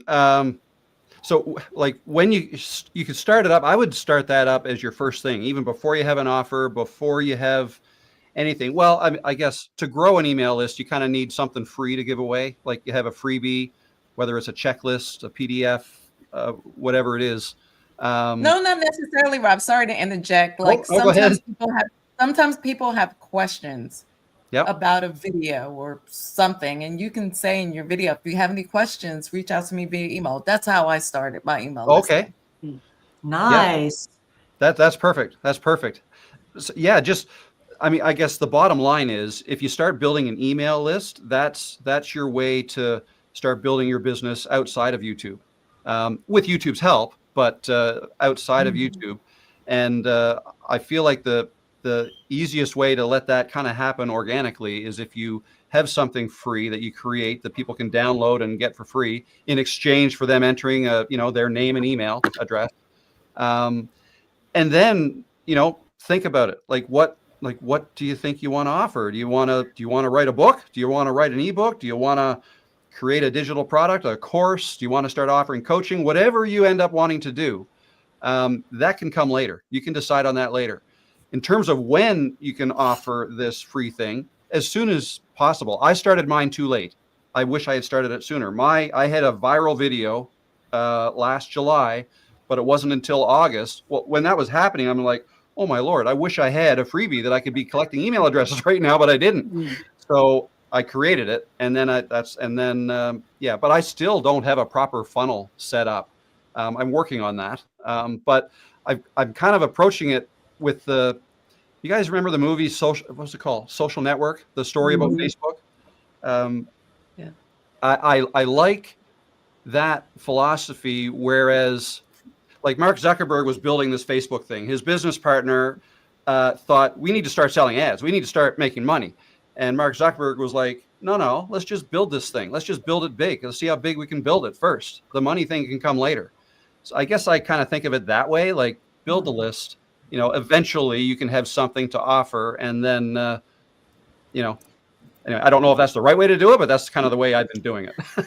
A question here, but once you build an email list, because I have an issue with this, I hate email marketing. Yeah, I know it's necessary. I just hate it. Don't you have to nurture them right away, or can that wait? Or do you have to just keep sending them freebies? I don't know. Like, how do you approach that at the beginning? I don't know that I've been doing it the right way, and maybe Riva can talk more about this, but all I've done, I've collected the emails, and every once in a while, if I have something to offer, or I want to offer a special on one of the courses I have, I'll blast out an email. So I do not have a proper funnel. I hate getting email. I hate getting them myself. So because of that, I've been avoiding becoming an email marketer. But you know what? If people wouldn't do it if it didn't work. right? So it must work. So, you know, Yeah, but I'm you know, like how they have how they have like an email sequence, because I've done affiliate marketing structured with like email blasting or whatever. So the moment you get like your email list or whoever on your email, you start blasting them first day, and then 2 days later, and then 3 days later on the first week. Like there's a way to do that. That's called like they nurture the audience on their email list. And then when they have that they have that in the Stan store. They have the nurture and built in. That's the $99. Yeah, that's the $99. Yes, I don't think it's worth it because there are other platforms that are much cheaper than that. So I don't disagree, and that's why I'm moving away from that part of Stan. Yeah. So yes, but it's definitely already there where they send out the first email, and then you set the parameters whether or not you want the second email to go out 3 days later or after they push a certain button or whatever. But you still have to compose the emails, right? You still have to be the one to create the emails. You do. They have the AI version in there now where it'll help you to craft the email. But when you want something definitely from yourself, but like I use my Revealer AI to craft the emails because I trained it. It's me. And then I just copy and paste there. And I've done it like twice where it ran the funnel. It ran the nurturing, it ran the funnel. But like Rob, I've only done it twice. I don't like it in the emails myself either. Yeah. I like to take my email listing and do different things, more free offerings than anything.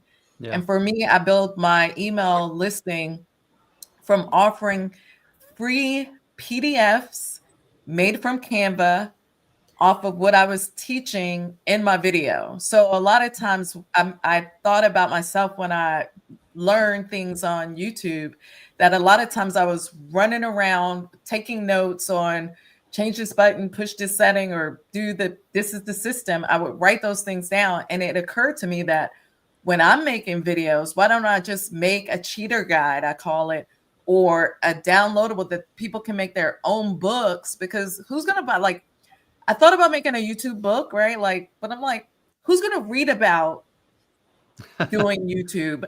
Yeah, I may not. So people like me probably won't, but there are people who will read it.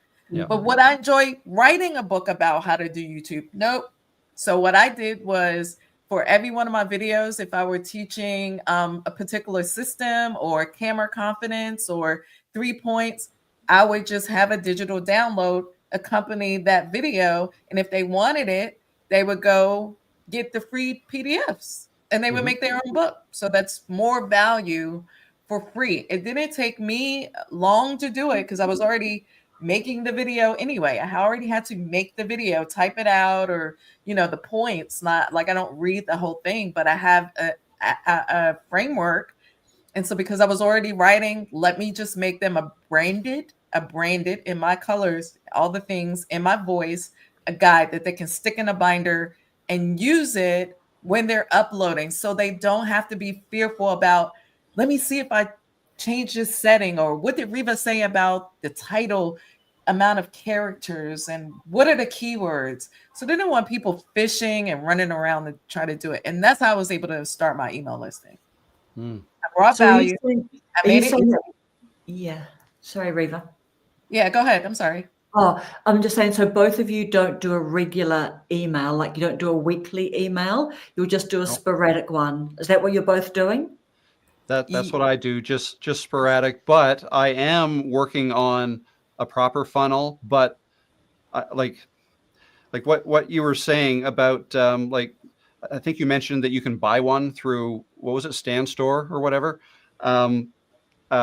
I'm just using ChatGPT, and I'm telling it, I say, look, I was upfront, like talking to it like it's a person, but I don't like receiving, and I say this to ChatGPT, I do not like receiving email marketing, but I know I have to do this to build my business. Can you help me create like a 7-day funnel that people are going to get when they download this new freebie that I'm creating? I don't want them all to be like, I don't want them to be super salesy. but maybe there's an offer at the bottom of every third one, but the other two are just helpful extensions to what I talk about on my video. That's kind of the way and then, if somebody ever buys something small, like a small course, then maybe on that thank you page will be, oh, well, maybe you might be interested in coaching or something like that. So I'm in the middle of developing that, and I'm relying on ChatGPT for help with that. In terms of the actual wording of the emails, I'll probably get ChatGPT to help me get that started, but then I'm going to rewrite it in my own way, like use some ideas, right? Yeah. So yeah, that's how I'm handling that. It's probably a lot more work than it has to be, but no, sounds good. And I want to ask you about your live streaming sort of series that you're going to do, but let's have a look at Susan's question here.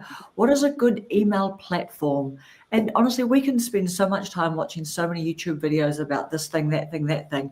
What do you guys use to put your emails out, or do you just send it out yourself? I don't know, that's a good question. I want to know the answer to that too. I've done both. And when I'm trying to help people save their coins, I just let them know that you can scrape your own email listing from Gmail or whatever your platform is and do it manually via a CSV file. So if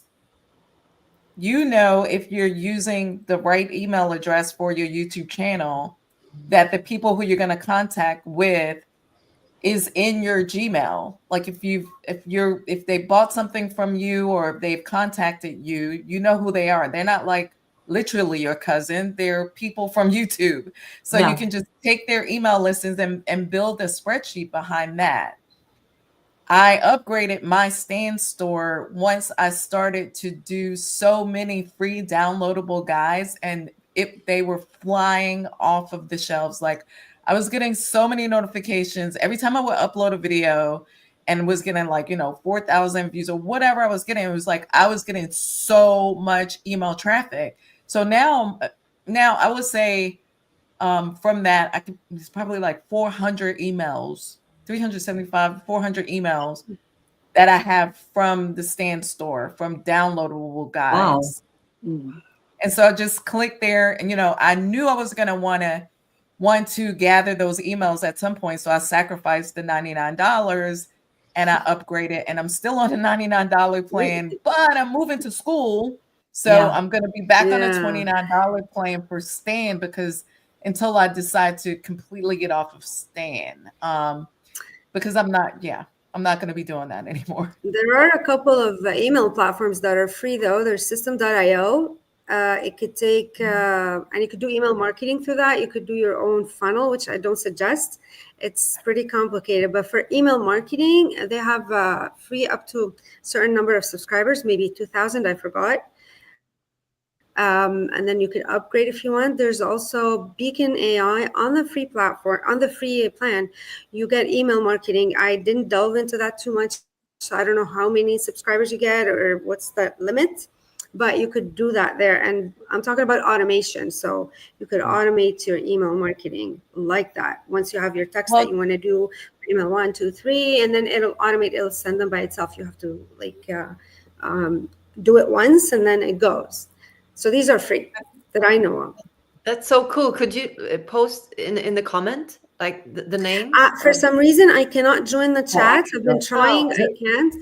But I'll send you a message. It's system.io. Okay. And the other one is Beacons AI.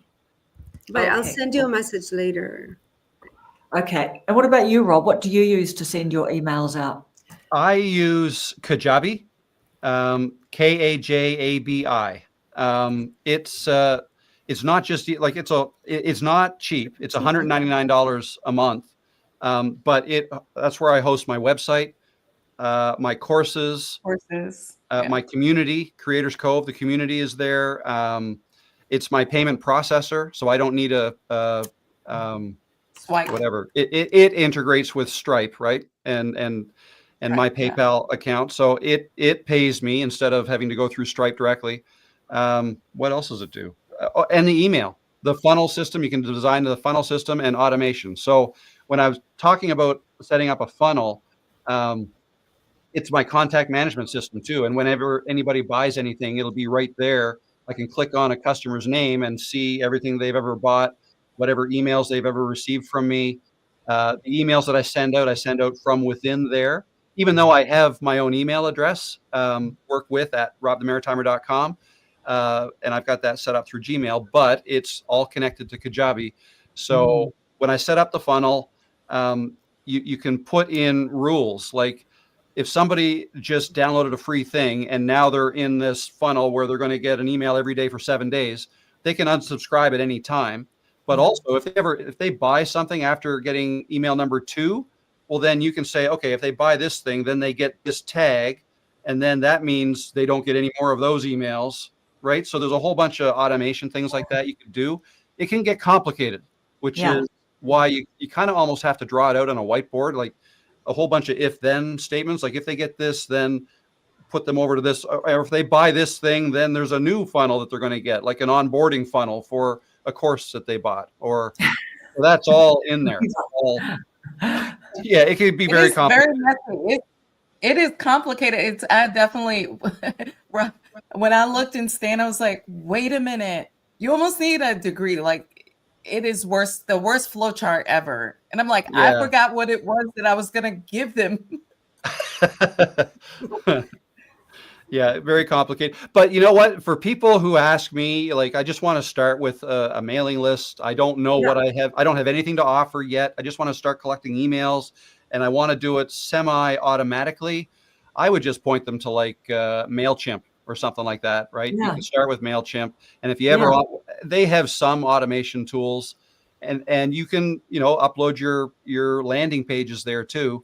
And if they ever, if you ever want to upgrade from there, you can always export your email list as a CSV file and then import it somewhere else, Kajabi or maybe StanStore. I'm not familiar with StanStore, but wherever you know, ConvertKit, or there's a whole bunch of them. Yeah, ConvertKit. And I think, do you know what? I think it's too easy. Like, I know that I can do this. I can easily get in the mindset of a paid thing is probably automatically going to be better than a free thing or something like that. So I can easily overlook some of these. It's like, I don't know, someone needs to start a YouTube channel, not subscribe to anything and make it. You know what I mean? Like just cut through because of their just who they are, their personality, and just prove to everyone, like, I mean, that's got to be a new badge of honor now, like the amount of free things that you're using, like.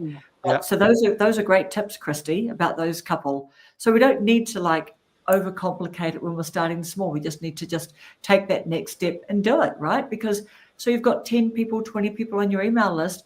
Well, if that doesn't work for you, or they get too many watermarks or whatever, move to something else, right? Yeah.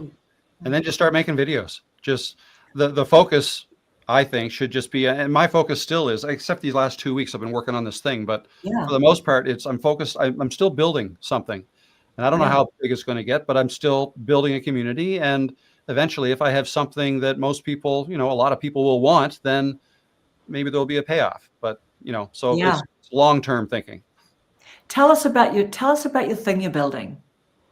Oh, it's your live stream series. Like I think the thing that you're building, as you say, your community and everything. But yeah. So I'm working on I was going to call it a mini course, but it's becoming a little bigger than I was initially intending. I think it's 9 videos now, but one of them is like almost an hour. So, and they're hard to build because I've got this camera set up. I've got another one here. I've got another one over my shoulder looking at my screen. I'm trying to capture my screen while it's just, and then editing all that together. So that's where I'm at. But basically what it is a beginner's guide to live streaming. So nice. The first video is how to live stream from your phone. And that's it, using, free, just using YouTube. The next one is live streaming from YouTube Studio, no StreamYard, no Ecamm Live or anything else, just YouTube Studio for free.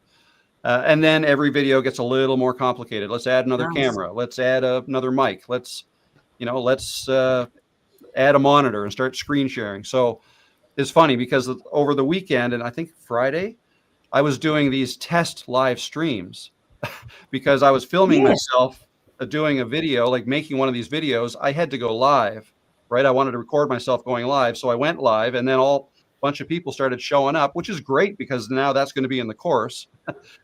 People started asking me questions and I'm like, no, sorry, this is just a test. This is how you go live. Anyway, so I did that. I think one day I went live 3 times for like 5 minutes at a time.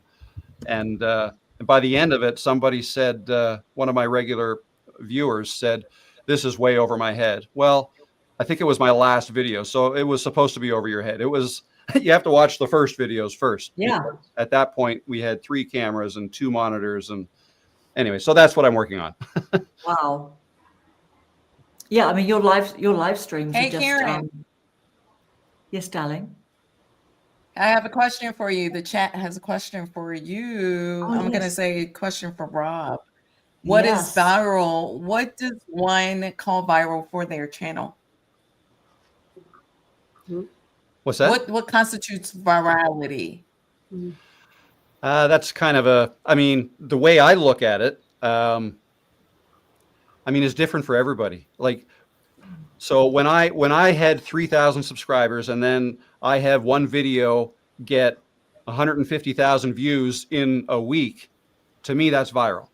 If somebody has 5 subscribers and they're used to getting 5 to 10 views on their videos and they upload a video and it gets 1,000 views in a week, that's a viral video for them, right? So whereas with, you know, somebody with 100,000 subscribers, if they put out a video and it gets 5,000 views in a week, that's a flop for them. So it really depends. So I think I look at it as a ratio between, you know, how many subscribers do you have, and how many views the video is getting. But it can happen. So, like, I've got some videos that go viral right away, or I've only had one viral video in my mind, went viral right away, and then it leveled off.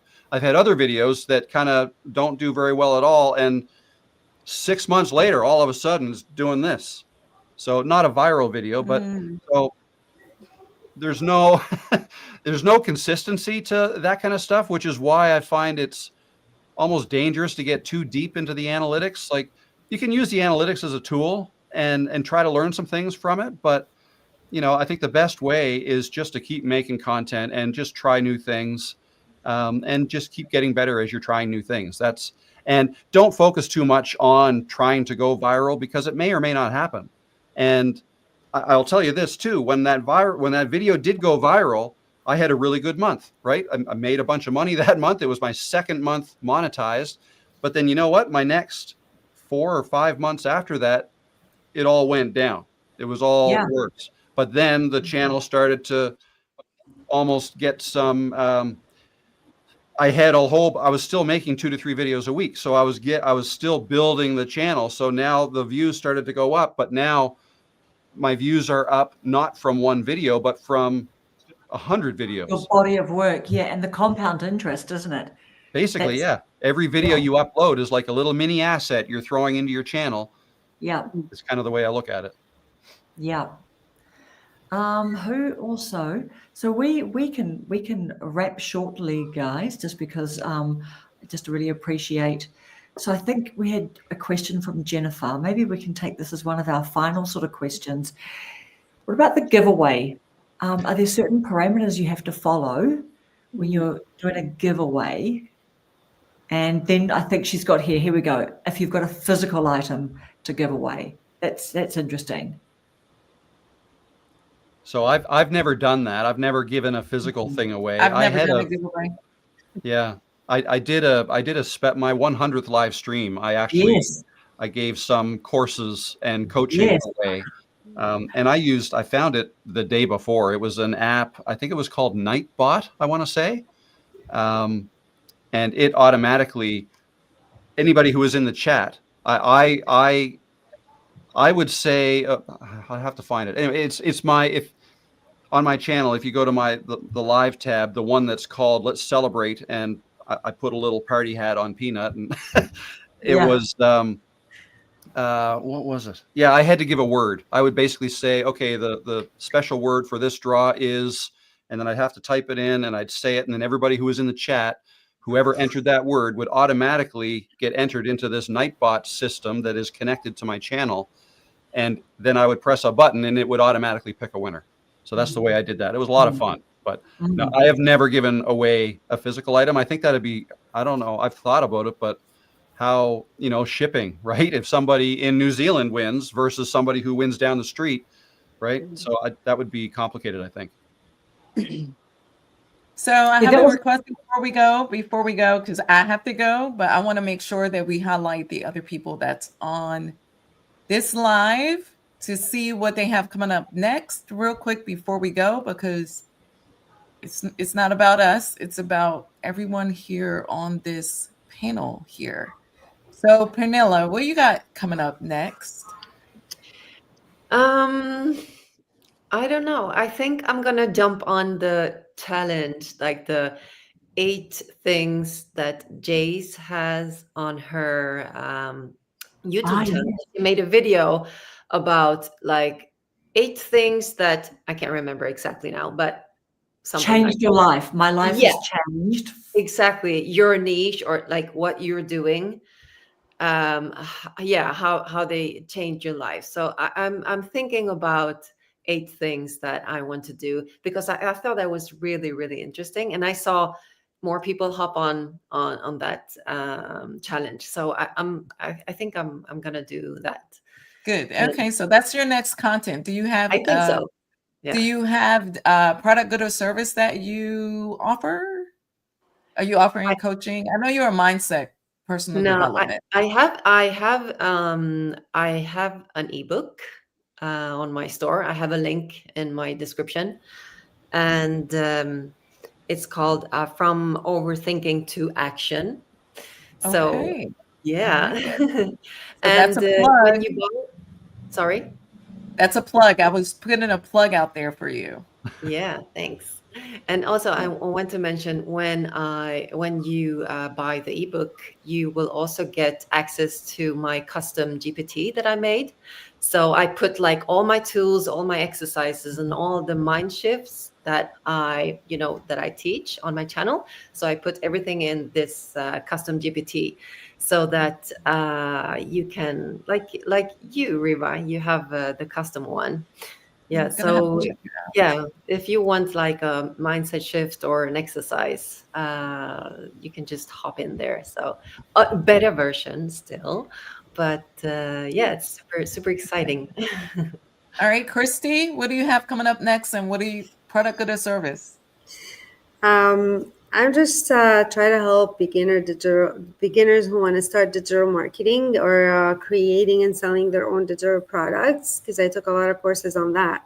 So I have the knowledge. Now I'm actually putting to practice what I learned by trying to help others. And I created, I'm in the process of creating a product that will take their hand kind of over a 7-day, not challenge, but just over a 7-day process to pick and create their digital product that best suits their niche or their YouTube channel, and kind of walking them through. I'm working on the outline right now, and I have the outline. I have to go more in depth at this point. So hopefully it'll be ready in a couple of weeks.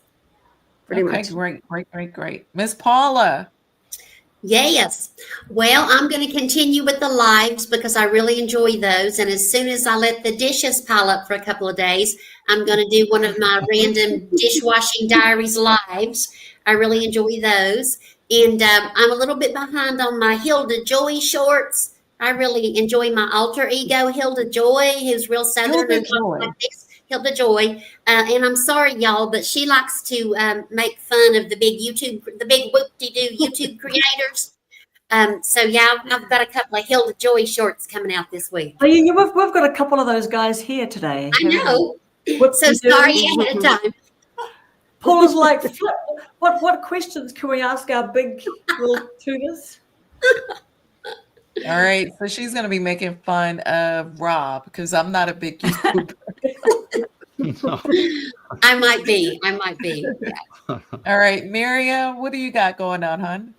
Well, I want to start doing lives more. I've been getting my daughter off to college, so that was like a kind of a standstill for now. But I'm going to get back on it. But I do have a workshop coming up. I'm partnering with Angela from Unapologetically 50 Plus, and we're doing a workshop for women 45 and over. who are kind of frozen right now. They're trying to recreate and reclaim their lives and get free. So we have a workshop in January, but we have a poll that I consistently put out probably every week as to just to find out what women want to see in the workshop. And here's like a 2-day workshop. So that's what we're doing together. So check out her channel, Unapologetically 50. And yeah, so that's what I'm doing for Miriam's Mindset. And since we out of here, I've taken it to the streets. I'm interviewing people on the streets about what it would take for them to get the heck out of here. Wow. Amazing. And you're in the US right now. When are you going back to? I go back at the end of August. So yeah, I have 2 more weeks here. And I've encouraged her to maybe get with Jace to do a group live with Jace about maybe traveling, solo travel or exiting the US and becoming a digital nomad. Yeah, I'm definitely going to do that.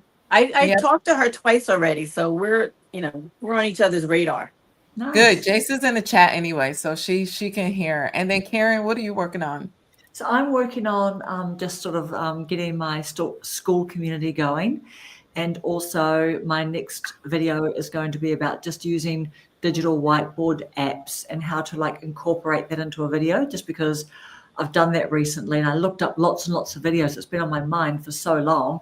How do you actually mechanically get them together and blah, blah, blah. So doing that and then just doing more lives and channel shout outs. And yeah. I like it. I like it. I like it. All right. Well, everybody's what about you guys? What about you two? Riva. Who? You. Oh. Not next Saturday. This Saturday at 9 a.m. I will be doing a group session on the school community. So for everyone who has not joined yet, because Peter was the first and the only currently. But it's a paid one, isn't it? Your school's a paid one. It's the price of a vintage Starbucks. It's $9. It's $9 monthly, but you're going to get all the coaching. You're going to get courses. You're going to get group lives. You're going to get free downloads. You're going to get AI. You're going to get other people teaching other than me over there. I'm going to invite some outsiders to come in and facilitate some of the group sessions so that we can all learn together in school. We're going to school, and it's so exciting. And then I also started the official WhatsApp group so that we can support one another and see what we got going on and bounce ideas off of each other before we go live on YouTube to see, if we got good creative ideas and what are the topics. Are the topics popping or not? Because why make a video or why give a product or service if it's not desirable? Mm-hmm. That's what I got going on. Mm-hmm. That's great. Yeah. Nice. And actually, Riva, did I see that you're doing a Facebook as well? Like you've got a lot going. Yeah, I've had the Facebook revealer group for a while. I think that's like 70 people over there. Yeah, I've had that for a while. But again, Facebook, we got people in places. You've got people in all the places. We've got people in places. Now we're trying to bring them all to one place or two places.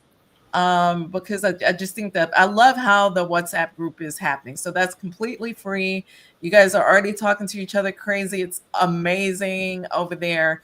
But then the school community is where we're going to be literally taking it to school. Who knows? Rob will probably come over and teach us a thing or two about a live or something. Hey, just send me an email. I'm big on reaching out. Riva's never stopping hustling. Actually, that's the word of the day. I woke up thinking about we need to retitle the word side hustle.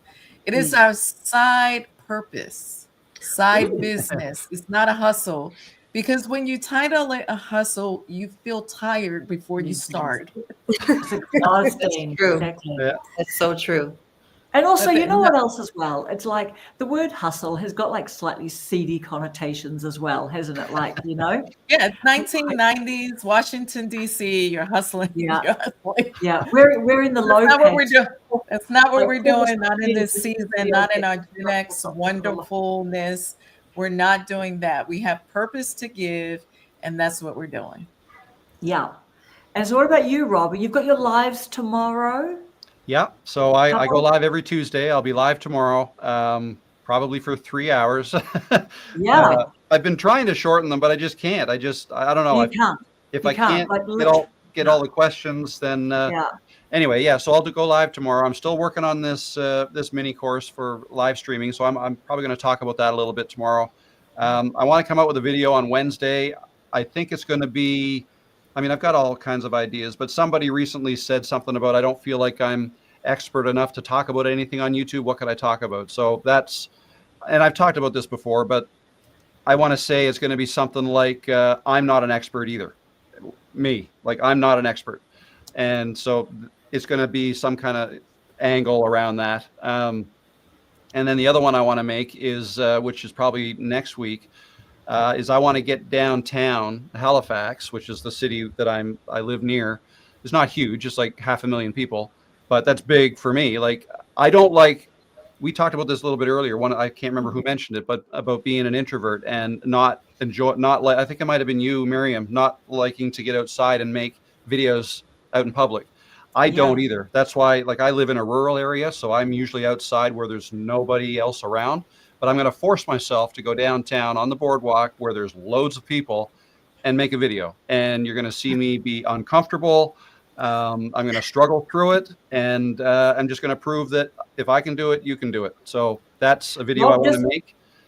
Yeah. Just do what I did. And I went to a shopping mall and I put on a bright pink shirt, the sparkliest earrings, and I even wore red lipstick. So, you know, so I really wanted to really give it a go. And actually I did catch the eye of security guards because no one walks around a mall in Lower Hutt, you know, like it's a little bit Bougainville, like that's actually where I'm from, by the way, you know, this mall, and no one walks around like that. So I was spotted on the cameras doing this weird thing. So I did get a little bit sort of spotted, but you can watch my video, Rob, how you can, you know, get rid of the fear of rejection after only 22 whole minutes. Yeah, I saw that video, Karen. I saw that video. It was hilarious. I was going to say, I think I won't do the earrings and I won't do the pink lipstick. Red lipstick. You won't do the bun. No bun. It won't be my bun. Won't be your bun. You got CapCut, you can use it. You can edit it. Yeah, is there a CapCut filter with a bun? That'll be my filter. We'll all have to think what our filter is. And Penilla can have this is how you don't overthink. Use my filter. Yeah. Exactly. This has been really, really good. Great. You guys, I'm going to have to go because I'm well past my mommy duties right now. All right. So thank you. Thank you, Riva. Bye. See you later. Send me that email. So Rob, that'll be a video that we will look forward to seeing. Yeah, it'll be fun. It'll be fun. You know, I just gotta get out of my comfort zone. I know I can do it. I mean, I've made a video at Peggy's Cove where there were other people around. I'm a little bit uncomfortable, but you know, if there's, I feel like if there's one or two people around, that might even be worse. If there's a bunch of people, then they're probably not watching me anyway. So, and that's just the way you got to get it in your head. So. Yeah, because what is that called? That's called like bystander effect, eh? Like, you know what I mean, eh? You're hiding out in the open. Like you could almost have or someone could. People are having medical events in public, and people are just minding their own business, aren't they? Yeah, I suppose. Yeah. That's that bystander effect. So yeah, the more people, and then just lock into your thing, and you'll be good. I feel like once you get going, it would be fun. It'll be fine. I've actually had the opposite because I used to be a reporter. Okay. And so I don't mind. It's the live, like the live streams. That's the part that on the camera, that's the part I'm like, what am I going to say? But talking to a camera when I know what I'm going to say and I have something scripted, I'm fine with that. So that's why I was okay with reporting. But even when I'm out on the street and I did the lives, something about a camera. When you're out on the street, everybody wants to gravitate towards you, want to know what you're doing, what's going on. They see the camera, they see you. Oh, do you want to talk to me? I'm like, no, because it's the women only. And the men are like, you know, oh, you don't want to talk to me? No, because you're not a woman. You know, like I go through all of that when I'm out there. So, but yeah, I don't mind doing that part, but it's the lives. That's the thing that I need to work on. I find lives, I don't know, like when I first started, I still remember the first time I did a live stream. I advertised that I was going to do it in I think 2 or 3 videos leading up to it. I picked a date, and 2 or 3 videos leading up to it, I advertised, I'm going to do this, meet me on this day at this time. But that day and time came and I couldn't do it. I chickened out. I was standing up, and I felt like a prized fighter getting ready to go in the ring, and I felt like there was a billion people waiting for me to show up on the stage, and I was scared to death, and I didn't do it. And it wasn't until the next day, I think I posted something, technical difficulties, I forget what I said. The old technical difficulties. Yeah, that always works. But then the next day I actually did it, and that live stream is still on my channel. And you know what? It went fine. I had a few questions ahead of time. I told my son to show up in the live stream so he could ask me a question. And it went okay. And I've loved them ever since. I took a long break from doing them for a while, but then when I got back to it, I don't know. For me, it's just great practice talking to a camera. It's, I think, what helped me be okay talking to the camera when I finally did that without a script. And yeah, once you start getting people show up to your lives, then it gets easier because they'll ask questions and then you just answer their questions. To me, that's dead easy. But before people, when people aren't showing up, when you're just starting, you just have to be ready with something to talk about and maybe have a couple bullet points, maybe have a demonstration ready to give. There's some ideas like that. But I get it. I get the hesitation because I was there. I was scared to death. So that was just in your office there, wasn't it? In your, you did that. You weren't out and about like in the wild. You were like actually at home. And did you just not even go live on that first day? Did you just literally like ghost your people? Yep. Yeah. Ghosted your own channel. Now, see, look. I mean, that was, this is like 3 years ago. And I think maybe I had 200 or 300 subscribers at the time. So I didn't know what to expect. I don't even know if anybody was waiting. I know the next day when I did go live, I think I got maybe 4 people showed up. It wasn't that many. But it was some. Some people go live and nobody shows up. So you have to be prepared for that. But if you can, do that, I can tell you this, at the end of that first live stream that I did, I was on a high. It's like, wow, that's awesome. That was awesome. I answered questions. I was worried that I didn't feel like I was expert enough about the stuff I was making videos about. I was worried that I might get a question that I didn't know the answer to. So I had decided that I was just going to be honest and say, if somebody asked me a question that I didn't know the answer to, I don't know, but I'll get back to you. I'll try to answer that in next week's live stream. Yeah, amazing. And Jennifer is saying it's encouraging to see others further down the road still getting out of their comfort zones. Yeah, like even like you, Miriam, getting out on the street. Like I've been thinking about that lately too, like actually asking some people, do you have a YouTube channel? Is that something that would ever interest you? Blah, blah, blah. But that's a really great point. And Tracy, from Tracy, Life in the Wild West, Art of Living. I mean, she said she was on a high after she did hers. Did she do it after 2 years on YouTube, didn't she, Tracy? I think it was after 2 years, yeah. After 2 years, yeah, people do. And Mrs. G now, she's off and away, isn't she? Yes, she's going live all the time. Going live all the time. I mean, Paula, you your thing. People get very uncomfortable. So, Rob, what you're doing with your mini course, it's going to be like very filled with value for so many people, you know, because it's a big thing, the live thing. Yeah, I hope. I'm trying my hardest not to make it too complicated. I'm trying to like start from the beginning, and because it doesn't have to be hard. You can go live on a phone. You don't need any software. You could just use YouTube Studio. You don't need StreamYard or Ecamm or OBS even. Yeah, you just have to show up. Yeah, amazing. Well, Rob, thank you for showing up. Yes. Thank you. Thank you for having me. This was a lot of fun. And I must say, Karen, what you're doing here with getting all of you guys together like this, I've seen several of your lives now.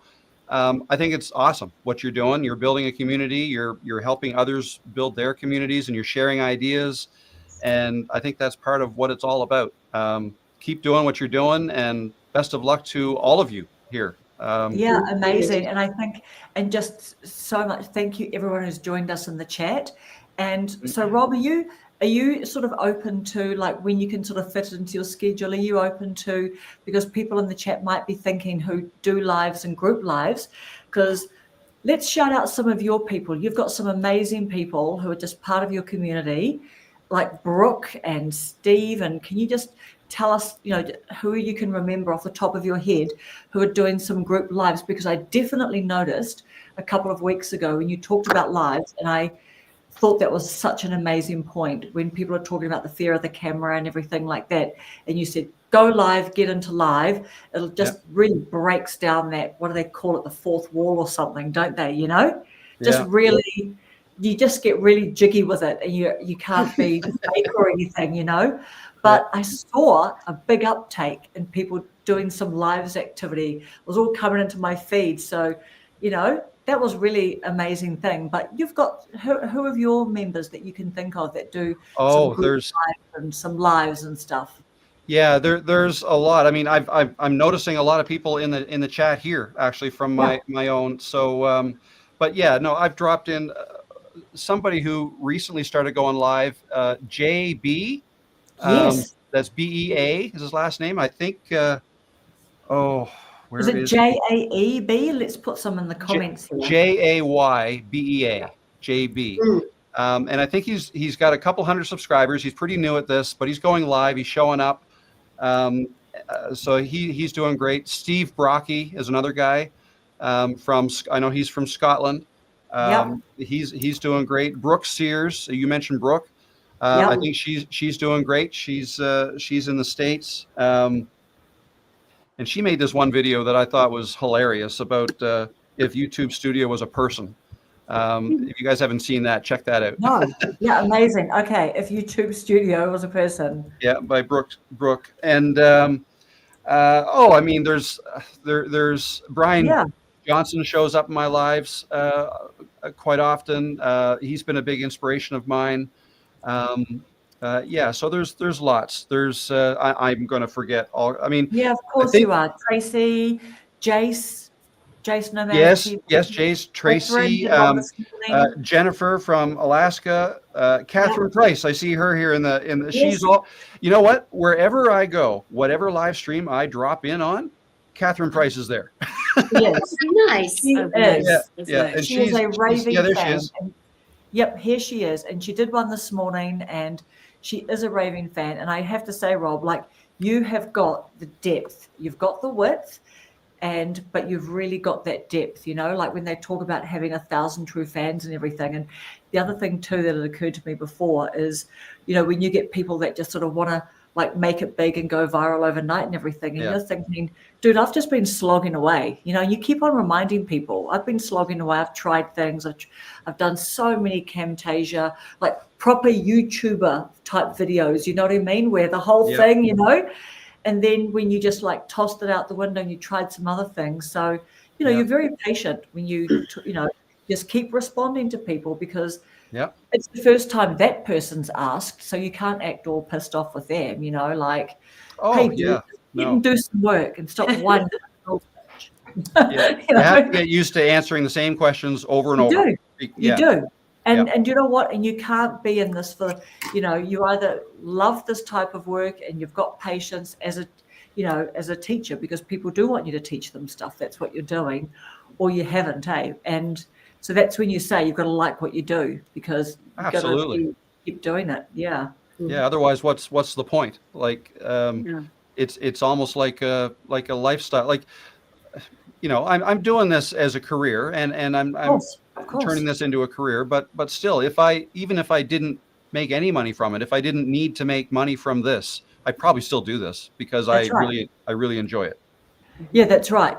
That's right. And then you'd have to do the other things that sort of, pay the bills and things. So, yeah, amazing. Yeah, we've all got bills to pay. So, Rob, if people like in the chat, because people will, be wondering, like, can they hit you up and pop you on their schedule, like when it fits in with you to come onto their lives and things like that? So you sort of, you've got bits of time that you can sort of like, fit that in for people, because they will all just be really excited to see you've come on to my tiny little channel today. Everyone's channel is bigger than my channel. Like, you know what I mean? Everyone in the comments and everything. And even, I mean, the way channels can grow, though, like it's unbelievable how fast channels can grow. Like, I'm no more than a year ahead of where your channel is, Karen. You could be exactly right here a year from now. Like, that's how, or sooner, or much sooner. Like, there's just really no way. Just keep showing up and keep enjoying it. And but to answer your question, absolutely. If anybody else wants me to pop on their live, I can't say yes to everybody probably if I get now a flood of emails. No. Just and yeah, like, just if anyone sort of got something going, I mean, you could potentially like look to put people into a schedule over time or something like that. But certainly your head down, tail up at the moment, like slowing down to speed up, right? You're doing some real hard work. Yeah, no, absolutely. I make time for this. I spend time looking to see who. Usually, when I come to my office, I'll open up YouTube. Is anybody live? Like, anybody I've subscribed to, are they live? And if so, I'll pop in. So yeah, I do a lot of research, looking at videos and seeing who's live. But yeah, no, people can reach out to me, and I'd be happy to do this again or on somebody else's channel. Sure. Absolutely. Oh my God. We're just so excited. We've all just been, you don't even know how excited we've been before today, because, we don't want to like. I'm excited too. We were actually dancing. We were dancing, Rob. Like, real. Before you came on, me and Karen, we were like, maybe I was too. So good. Anyway, we totally love you, Rob. Thank you for your time today. Thank you, Rob. Ladies, for coming on today, and thank you for joining us. If you're here on the replay, but thank you for being in the chat too, and just hanging out here for all this amount of time. Thanks so much, everyone. Thank you, Karen, for bringing us together. See you guys next time. Thanks, guys. Bye. Ciao.